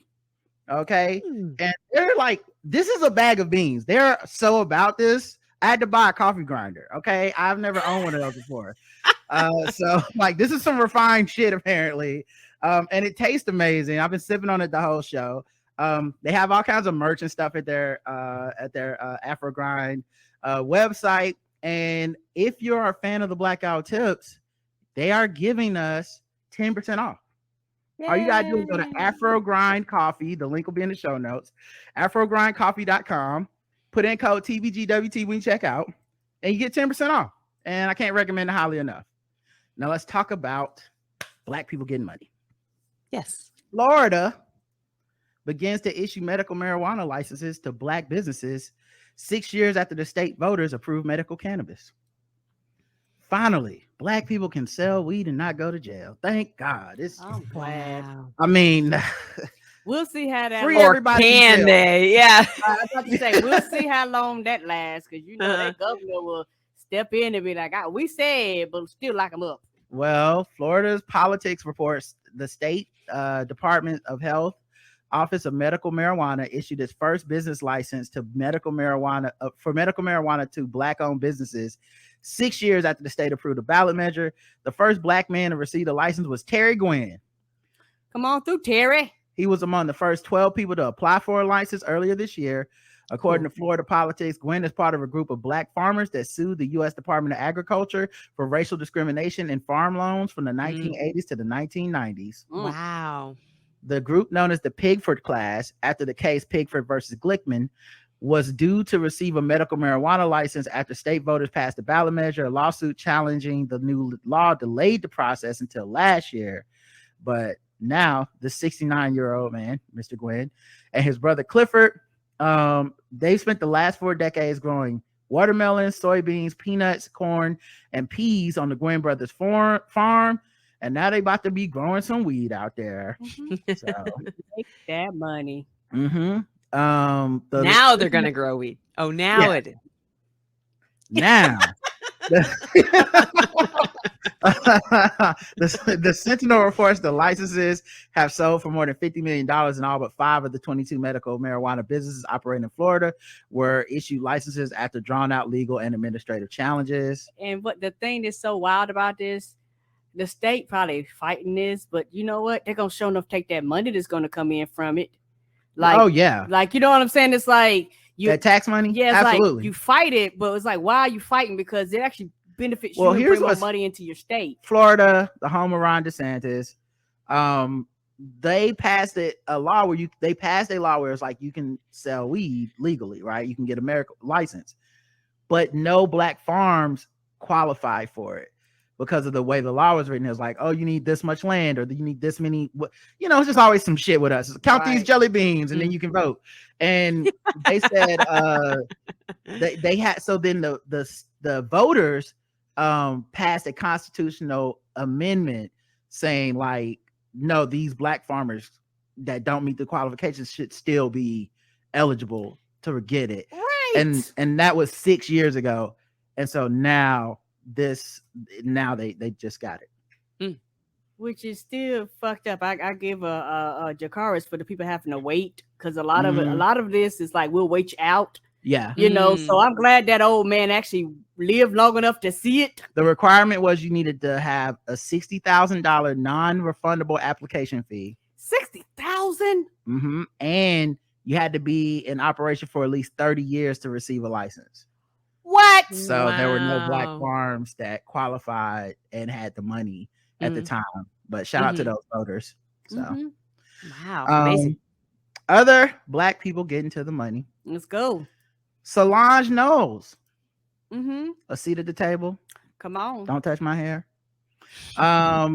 She is set to compose an original score for the New York City Ballet, and she's the first black woman to ever do it. Let's go. Cool. Very good. Solange is like so cool. She has like the perfect level of fame. You know what I mean? Like if you had to pick, like, do you want to be Beyonce or Solange? I feel like being Beyonce is it must be so suffocatingly famous. Right. You know, you can't do anything, you can't go anywhere. Yeah. Like also mentally you left the room 10 years ago. Like, you know, you're royalty now. Yeah, exactly. Like it's so funny. She might talk about herself in third person. She might be like Oprah and be like, you can't chew gum around me. There's just gotta it's a whole thing. Right. Like Solange might still have her sense of down to earthness. You don't know. Yeah. I watched her Homecoming documentary on Netflix, and the amount of hard work it takes to be Beyonce is it's a lot. Why would any human being want to be that? It's too much. People underestimate. It's like I pop out a baby, and then it's like I'm basically running a marathon every night on stage. For what? For who? Y'all are not that important.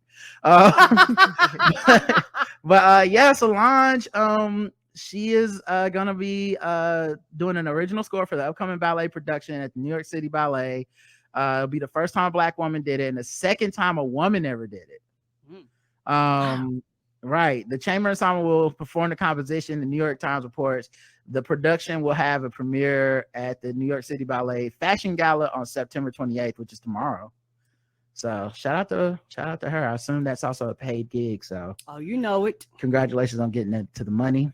And just breaking down barriers, because clearly sorry, Rod. I was gonna say, like, it's one thing to say, I'd like to do this. It doesn't seem like it's been done before. I want to put my foot in. But clearly it hasn't, you've not been allowed. Like, there have been barriers of people who've tried and been told, not for us, thanks. Or exactly. Their name gets suggested and it gets shot down immediately. So you know, it helps to be a very internationally famous artist, but you know, it's good that she even wants to, you know, and doesn't just go, what are they don't do that with me over there. I don't, you know, like inserting yourself into a place where it's kind of like clear that they don't let people in.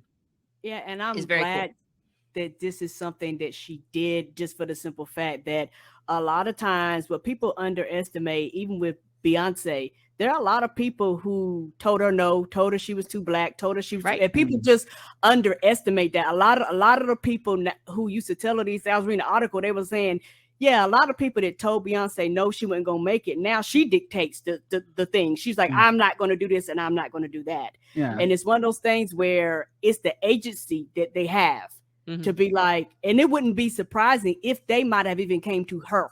Because a lot of times they come to them. Like, you can get so famous that they're like, well, we're gonna break the barriers, we're gonna break it with you. them noses, man. I don't know what their parents did, but they raised some confident ass kids. I know I would have been. I want a percentage. I would of have been that all confidence. scared and shit, you know, like, hey, we need you to compose a symphony. Oh, me? Why? Oh, God. You know, she was like, yeah, no problem. Right. $17 million. Come on, I'm too scared to do silent trailers, and she out here doing this. Right. Even if she didn't know how to do it, I could see her being like, okay, let's figure out how this is done so we can put my name on this. You know, she'd be like, get me a team. Speaking of silent trailers, though, I did, and standing on the shoulders of giants, I did beat Keith Malley in silent trailers last week. Wow. And I have to give a lot of credit to that you, felt Abby. really good.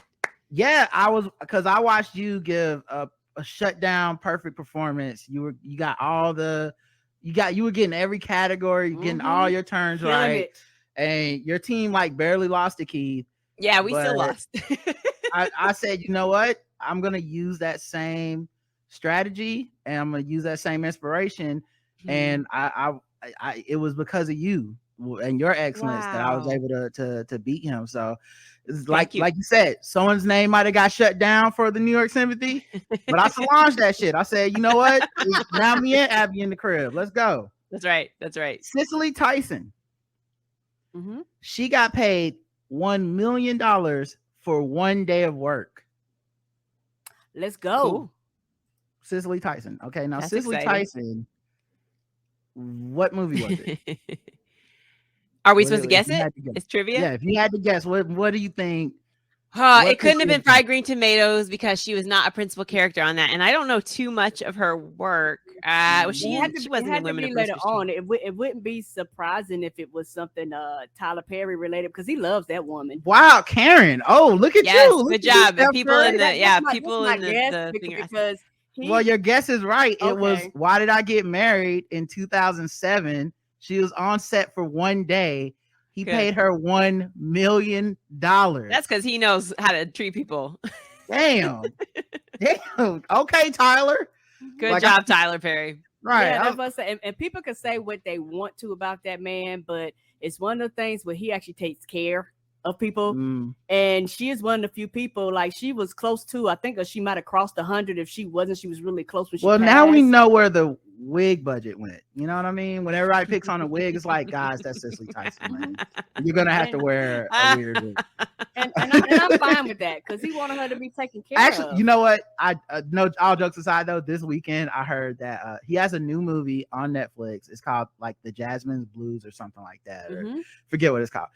But everybody that's seen it keeps saying it's like his best movie. Oh shit. And I was like, it must be because I haven't seen anybody picking on it. And that's like a Black Twitter staple is Tyler Perry releases something, everybody has like a weekend of jokes, and then he releases something else later.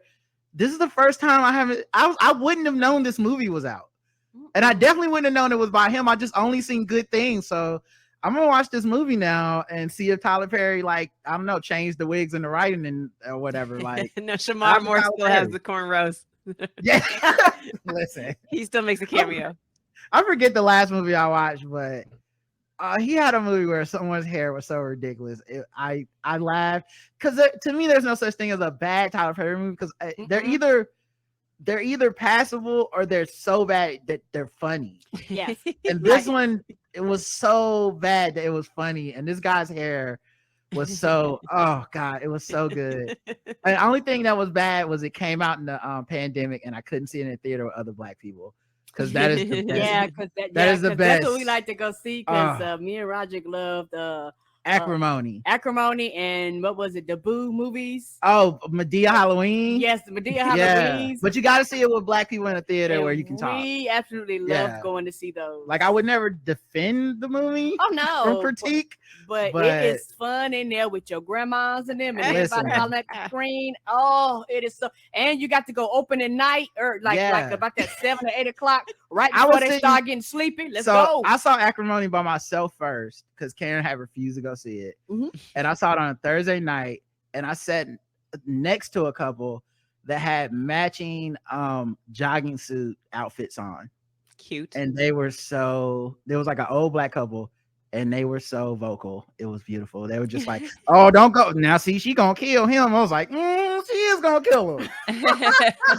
All right, last one. With family. Yeah. Yes. Last one. Rihanna is the confirmed 2023 Super Bowl halftime performance Ooh, at yes. State Farm Stadium. Mhm. That'll be good. Let's go. We're back. Okay. So I have not seen a Rihanna concert. Does she do a lot of costume changes and dance moves, or is she just cool? Ain't nobody seen a Rihanna concert in like 9 years. Right, She ain't right. put out an What album did she yet. used to do? She ain't put out. We've all forgotten. Okay. It might not even be no concert. She might just give you a Savage Fenty combo. And you just Yeah, go- you're gonna reach under your seat. Right. Did she tour for Auntie? I don't even remember No, if I she don't toured. think It's she been that did. long that since our girl has even stepped in the studio. She probably had to blow the dust off the keyboard. I when she don't walked know up in there. about her baby since I saw her like be very pregnant on the red carpets, you know, with her fashion, which I thought was really cool. But I've not, kept up with like the baby's name or gender or like when it was born.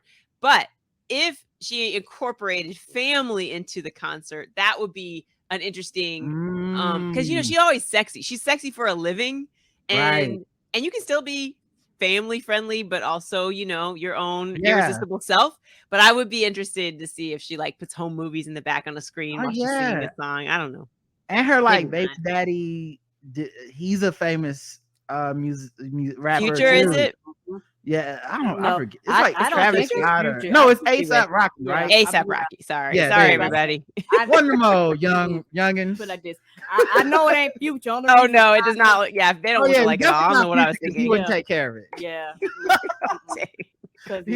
He be making mean songs about her right Yeah, now. he's making mean songs about Sierra. The rumor. Don't at put first that was on her. I'm that sorry I said it. I'm sorry to apologize. Dang. The chat room Yeah. is all just no, hell no, oh, not Future.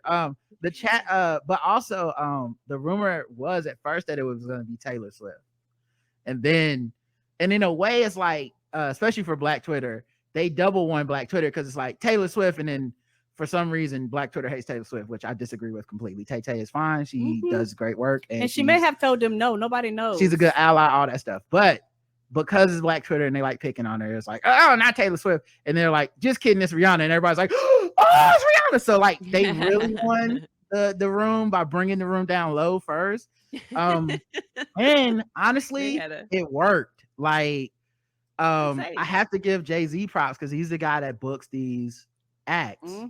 I hope he would. Yeah, I mean, the the one music mogul among the owners, he ought to. Yeah, and so when he first got that gig, he tried to get Rihanna to do it, and she famously turned it down. She was like, if Colin Kaepernick can't play in the league, then I'm not performing at halftime. And it put like a really bad pale over anyone who would perform. It's like, oh, so y'all perform, but Kaepernick not in the league. But now that Rihanna is in here, it seems like everyone's back to like I actually saw Black people defending like the like, well, look, Colin Kaepernick, it's been 5 years, everybody needs to let it go. And I was like, what? I think this would he have been retired by now, or is the argument that like he wouldn't be the player that he could have been at the time? I mean, he was a lamb to the slaughter. They sacrificed that man. The argument I kept seeing was, well, he's trying to get back in the NFL, so if it's so bad, then he should have to stop trying to get back in, or what. The arguments really didn't matter because the truth is we love Rihanna so much it didn't matter. That's the naked honest truth that I don't think people want to say, which is we love Rihanna more than we hate the NFL and more than we love Kaepernick. So sorry. Well, Kaepernick, I'm just saying his work, he laid the groundwork. He did what he could do. We tried to get them to defund the police, and then Joe Biden was like, no, slow down there. We don't want to do that. And everybody's like, yeah. Right. So if people are jaded about that and the NFL and what it stands for, I still have a friend who's been boycotting NFL. He got into like, what do you call it?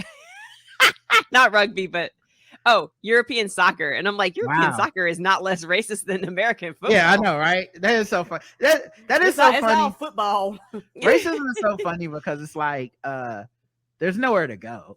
You know what I mean? Right. Like it's like I'm only watching movies now. You like the ones that don't nominate anybody for awards, or the ones where they rewrite the Black stories to be more like it's like get it where you get in. I'm not trying to argue with anybody's line, but I found it funny because I just remember Jay-Z said the first time when he got hired to do the Super Bowl stuff, there was a very famous line he got in trouble for where he was like, they were like, well, what about Kaepernick? You just gonna have people do a halftime show? And he's like, well, I think we're past kneeling. And everybody's like, I know this motherfucker didn't. And now that's a true statement. And now when people are defending Rihanna taking it, everyone's like, guys, we're past kneeling. All right. Yeah. Look, it's time to get some fun in the halftime. Okay. We enjoyed the Chronic halftime and we're backing it up with Rihanna. So yeah, if Cap was about raising awareness about the police, we are aware.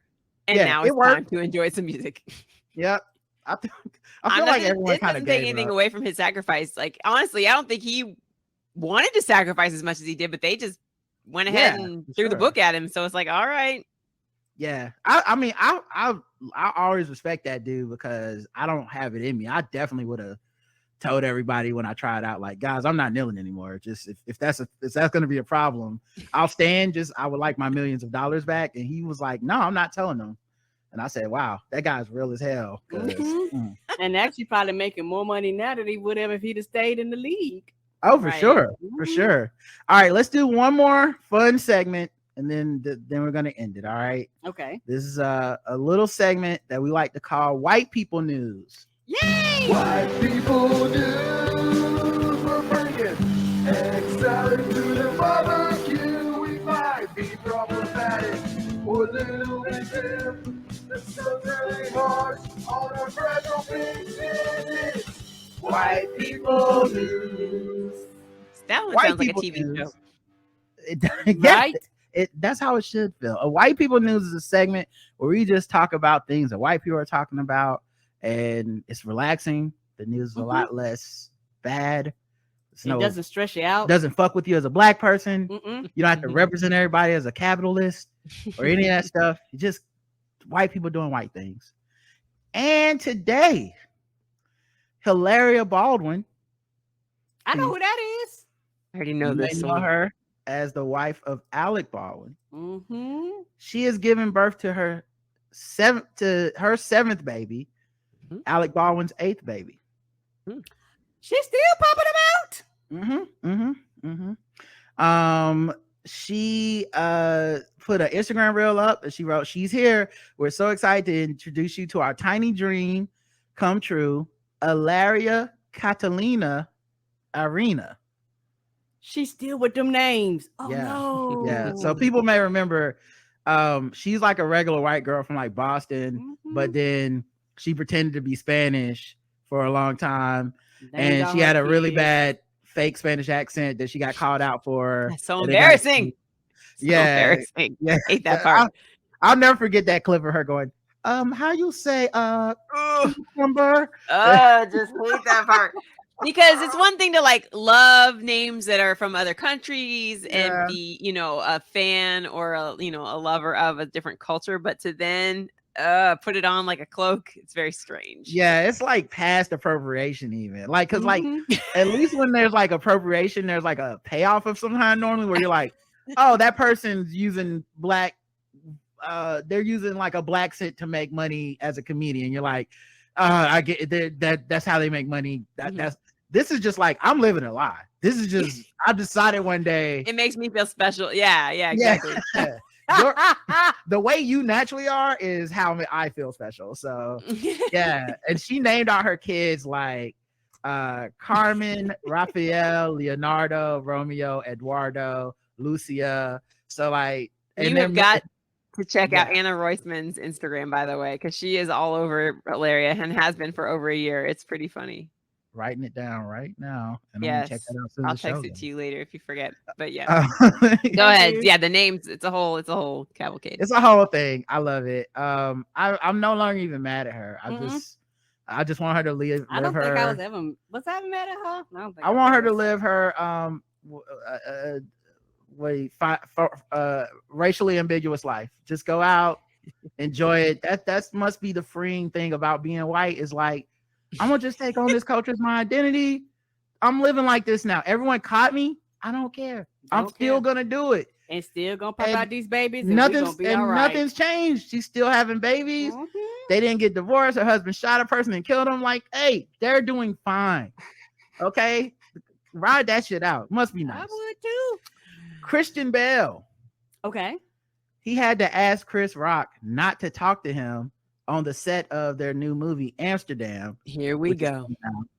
And the reason he had to ask him not to talk to him is because Chris Rock's too funny. That's making okay. Christian Bale laugh. Oh, he can't focus. Yeah, he one of them method actors. See, it's white people news. People news. Yes. For a second, everyone got a little like, oh, this. So he finally revealed the racism. It's like, no, nothing bad happened. He He's was too like, funny. I'm trying to focus, and it's hard to focus. I can't be Batman while you making me laugh. He's come a long way from how he politely asked people to not break his focus. He used to not have a good way of communicating that. He was the best, honestly. He changed 6 accents in that one clip. I don't. It's like he was acting and not acting at the same time. That's hilarious.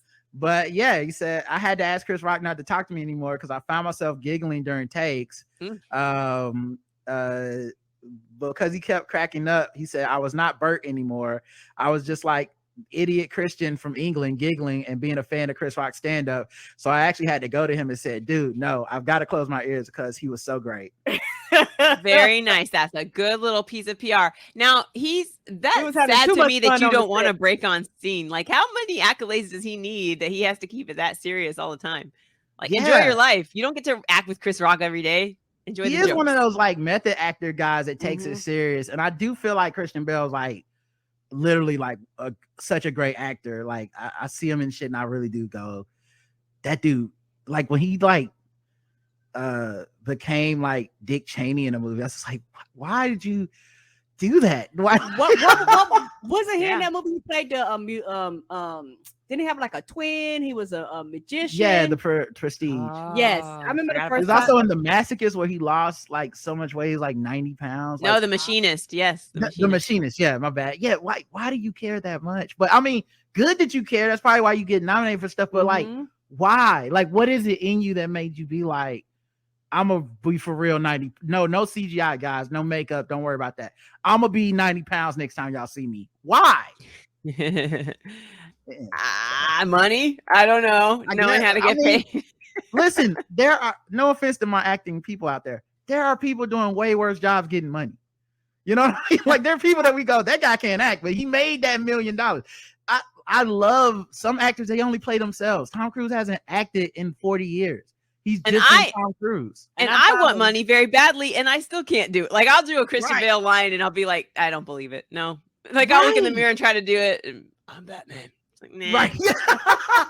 Yeah, like if someone's like, all right, Abby, we need you to be 75 pounds next time we see you for this role. It's like, oh no, fuck you. Go fuck yourself. I'll try it. The one day I tried to become vegan, I went to CVS. I watched a video on raw vegan lifestyle and I was like, could I do it? Then I ran to CVS to get whatever I needed, probably, like paper towels. And in the cereal aisle, they had Reese's clusters. It's like peanut butter puffs, but they're all bunched up. And they're like regular retail, $7.69, $10. It was some outrageous price. But now on sale, 2 for $3. And I was just like, God doesn't want me to be vegan. Right. This family size pack. Christian Bale has the discipline to walk by it, you know? So even if I want to, it's never, ever going to happen. Like, I don't know what, I would really need like a hypnotist or something to change. I don't know what it's going to take. And this but I think about this a lot. And he can do the opposite too, which is like, eat a bunch of ice cream to become Dick Cheney. And then be like, all right, back to Christian Bale. What? No, I'm just Dick Cheney and everything now. I worry about him like I worry about Joey Chestnut. I just don't think the insides can take it for much longer. Like your organs. How are they handling it? Yeah, from them extreme. After he did Vice, he said he was not doing that anymore. I was like, yeah, dude, you're like 45. You can't snap back. Like now you walk by Dairy Queen and gain weight. You got to stop fucking around. All right, let's go to what else are white people doing? Let's go to one more. Zoe Kravitz and her boyfriend Channing Tatum. Channing Tatum, I know that white man. They hold hands and sport matching fall-inspired looks. No, I have to see this. Let me look at this.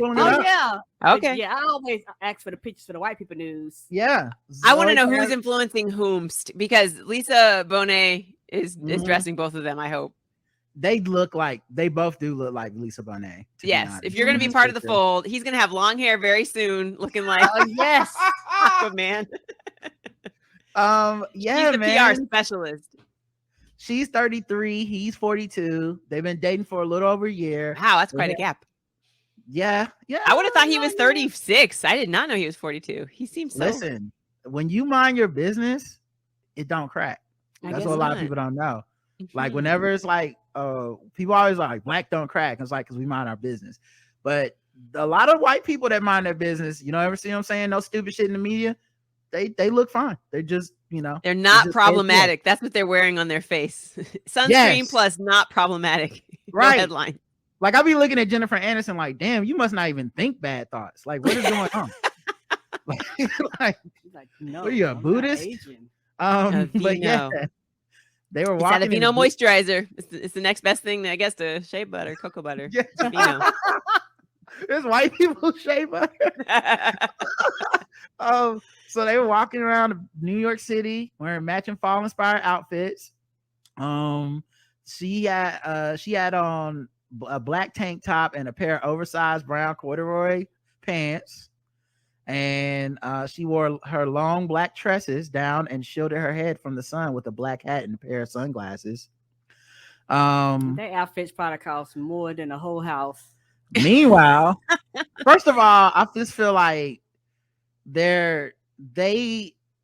I can't believe New York must be so amazing. No one's even like mobbing them. Oh no. There's no one in the background of these pictures being like or anything. Because New Yorkers like, I got somewhere to be. Who gives a fuck? Yeah, what a great city. I know. I really don't think, honestly, I would notice her first, but if I was on the street in New York, and I've seen celebrities now and then, like you get them in a split second, and then you do go about your business and you think to yourself, oh, I know who that was.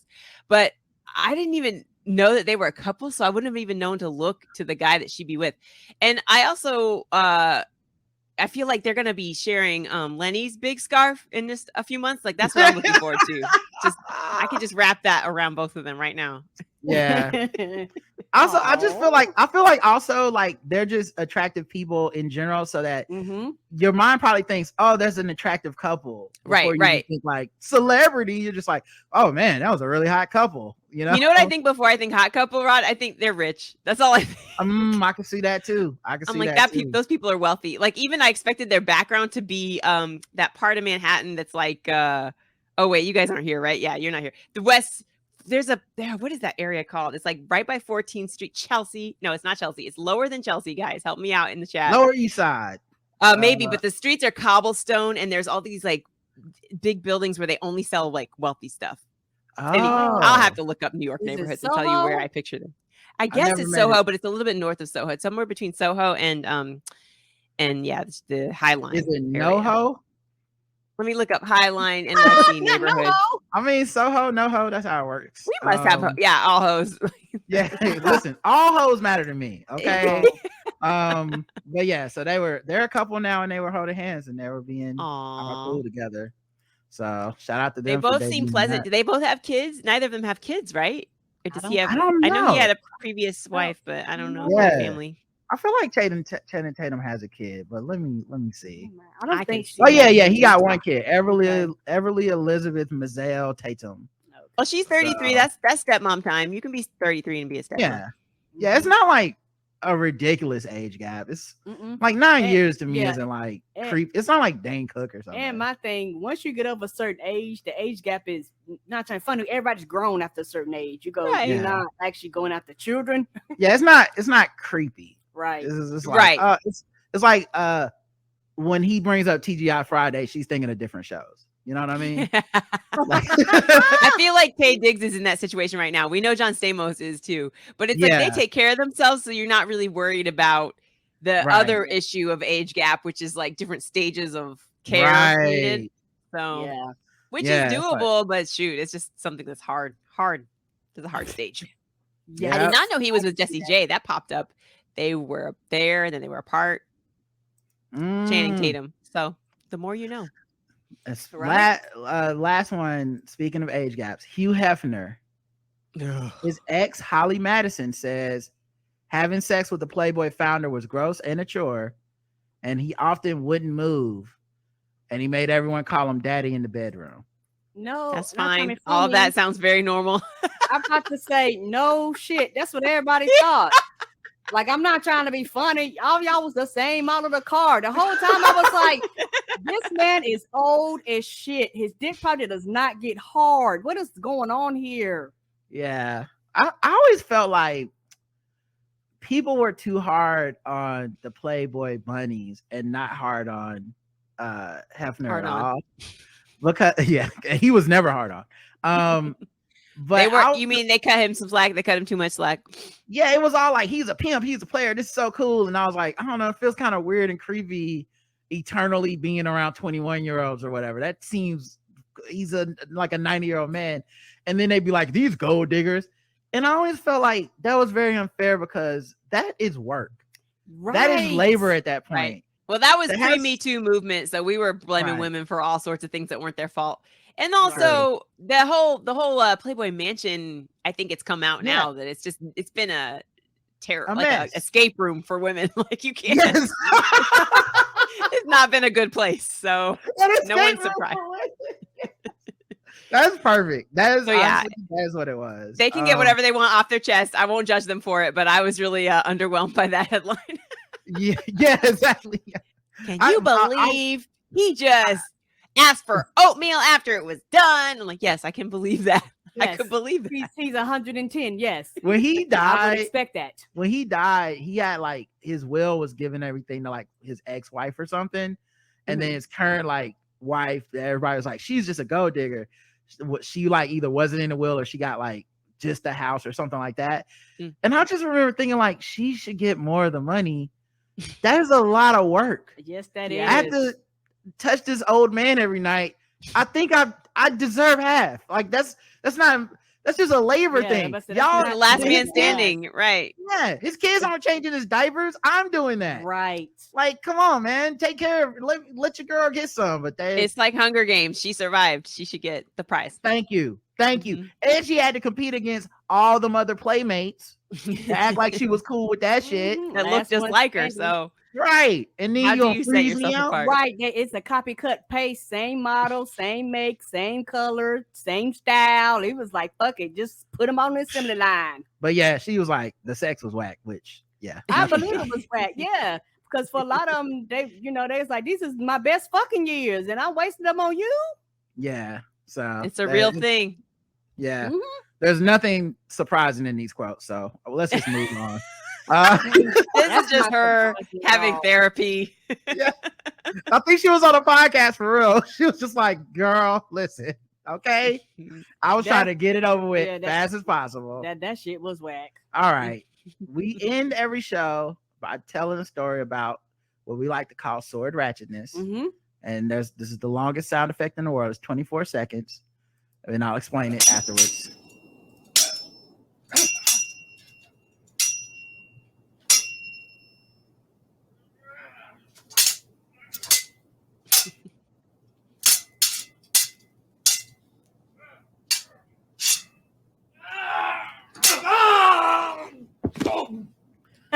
Sword ratchetness is where we go all around the globe, find different articles about swords, and then we try to spread awareness about how much swords are out here causing harm.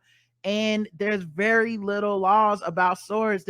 We want to have gun control in America. We don't even have sword control in America. Right. And there's not even a lot of sword control around the world. These stories go international. So we would like to spread awareness about the scourge of swords. And hopefully, if you've never thought about this before, next time you go in someone's house and they have a replica sword hanging on their mantle or something, you'll think to yourself, oh my God, I could be in danger right now. Yeah, they still cut. Yeah, they still cut. I thought that was footage or like audio of you at medieval times. Bring me another winch. Like, listen to this. They're heavy, aren't they? I'm sure. Yes, they are. Have you ever been to like a Comic-Con type thing or anything like that? Been to one convention. No, just like BET conventions. Not well, like if you ever go to one, go check out the replica sword table. There's always these people that sell them. Go check one out. They're normally sheathed or whatever. Pick one up, Abby. Heavy as shit. Abby, these things they're not replicas. They're not models. They're just swords. They can still cut you. They're very dangerous. Yeah, And those are the ones we unregulate and sell for fun, to have fun with. Wow. These deadly instruments. So yeah, They're not. So they're not dulled on the sides. I would have thought they'd be like, they're duller than a sharpened sword. They will still cut you and injure you though. Yeah, they will. So it's like a butter knife can cut you. Yes. But what if a butter knife was 40 pounds? Right. Very heavy. And then no one had any control over it when they lob it at you. Nobody's trained. You don't have to get a license. I think I seen a Finn and Jake sword from Adventure Time. Like, let's just give somebody let's just give a 75-pound nerd a 75-pound sword. Nothing bad will happen. It'll just be fine, everyone. No need to even keep the receipt on this transaction. Anyway, I'm sorry. That's a completely I believe you. This is why I don't go axe throwing. I can't believe that's an actual thing because it just looks heavy and hard. Right. I'm bad my second round of bowling. Like I can't. My arm is weak after the second. The axe throwing thing seems like it's just waiting for us to have a sensationalistic story of like man kills 7 friends with axe by accident, right? Yes, I can see axe bouncing back at me or some shit. No, thank you. The New York Post is gonna be like, it was an accident, and man severs his friend's head or whatever. All right, what went wrong? Don't axe him. Yeah, he couldn't get a handle on it. A woman was beheaded Thursday. Mm-hmm. Oh no! And she was killed at 11:50 a.m. in the morning. Yes, Laurel Street and Magnolia Avenue. I hate stories like that. I can't unsee it now. Ick. This I'm is sorry. Rest in peace, lady. Rest in peace. With a sword, by the way. The suspect, an adult male, was detained. He has been placed under arrest for murder. No shit. She was 27. She had 2 children. Oh no, mommy. Right. And authorities say the suspect and the victim knew each other. So maybe it's like a domestic violence thing. Yes, obviously. Yep. So why the hell was he allowed to have a sword? You know, like if I got like a restraining order, you can't have a gun. No, but domestic abusers get away with a ton of stuff. Like their homes are not fun to be in. I'm sure there's more than just. Yeah. We literally just passed a bill to be like, we're closing the boyfriend loophole. But did we close the sword loophole? Apparently I bet we didn't. I bet we didn't. I bet it's not even in that bill. It probably is not. After the killing, he walked about 2 blocks away from the scene where he was later detained. 2 blocks? Yeah. They don't know where the children are at this time. Oh no. Lord, that's not good. That is not good. Yeah, what the fuck? I need an update. You don't know where the kids is. Who knows? And it's impossible to get an update because this story has no one's name. We know where the kids are. Yeah. Oh God. Why are you ending the show with this downer? I hope you have a uplifting note by the end of this. Here's the uplifting note. Don't trust these motherfuckers with swords. Okay. This is why I'm spreading awareness. If you go in and sit down and they got a replica sword over their fireplace, leave. Yeah, this ain't the comedy. This is the message. Okay, if y'all listening to this, and you hear the sound of my bringing voice, it back full circle. This is Grandmaster Flash. Okay. Did you ever see a sword? It's so heavy to lift, but you just can't resist. Come on, broken swords everywhere. People cutting off heads and they just don't care. Don't care. Yeah, exactly. That was much better. Can your next sword story just be about how somebody dropped it at a zoo and a gorilla got hold of it? I mean, I need something more lighthearted. Okay, all right. Here's one where no one died, I don't think, but obviously these sword stories are very far in between as far as uplifting ones. Bleeding profusely from sword wounds, which included 3 severed fingers. No, that's a no, little better. And I'd rather fingers in a hand any day. An Airdrie all at once. An Airdrie woman agreed to close herself in the closet of her burning bedroom. And the house is on fire? On the condition that the assailant save her son. Wow. So this That's person, very sad. This person who was her boyfriend, Colin Dennis Ayork, they were drinking alcohol in the bedroom of her apartment. They started arguing, and at some point, the dude picked up a sword that was lying on a bench in her room. On a bench? Mm-hmm. He cut her. And then cut her a bunch of times. I won't give you the details. There are a lot of them. And then he used lighter fluid and a Zippo lighter to set the mattress on fire. Mm-hmm. And he said, you know what you got to do now? She had to agree to get in the closet. And he said he get her son out to safety. But then the sprinklers went off and she was able to crawl out the apartment door and call for her adult son, who had been alerted by the fire alarm. He found his mom and they arrested the assailant and saved her life. Yay. Wow. Shout out to the Ring sending the thing going, hey, you know your house on fire. Mhm. So yeah, that dude had one of those like what do you call it? I just talked about restrictions where you can't talk, no contact order. Yeah, but them hanging out drinking together obviously breached that order. Right. And yeah, and so I can't blame the victim. Shoot, I don't know how he wormed his way in. I wouldn't even say. Because who knows what happened. Yeah, I mean, if you know somebody could set your house on fire and trap you in the closet, yeah, if you want to come in and have a beer, it's like, well, right. Yeah. If I don't let you have the beer, are you going to kill me? Knows, he may have showed up out of the blue. I just picture he knocked on the door and he had the sword already in the sheath. Like he was like, do. I like to come in. You're like, well, with that sword, I guess that's kind of the key. You get to come in. You know? I mean, he didn't have to beat the door down. That's why I got the ring. I got eyeballs on the outside. I do wonder where the sword came into play though. Did he bring the sword? Was the sword already at their house? Good question. Because I'm not hanging out with you if there's a sword involved and I got a restraining order against you. That seems like a bad combination. Seems like a terrible idea. You can't handle yourself, you know? I think if you've got someone like that in your life, you have a lot of other things going on that make it hard to make good decisions. Like I wouldn't know. I just would not know. Let's be thankful we don't know. Okay. Right. What we do know, keep them swords out the house.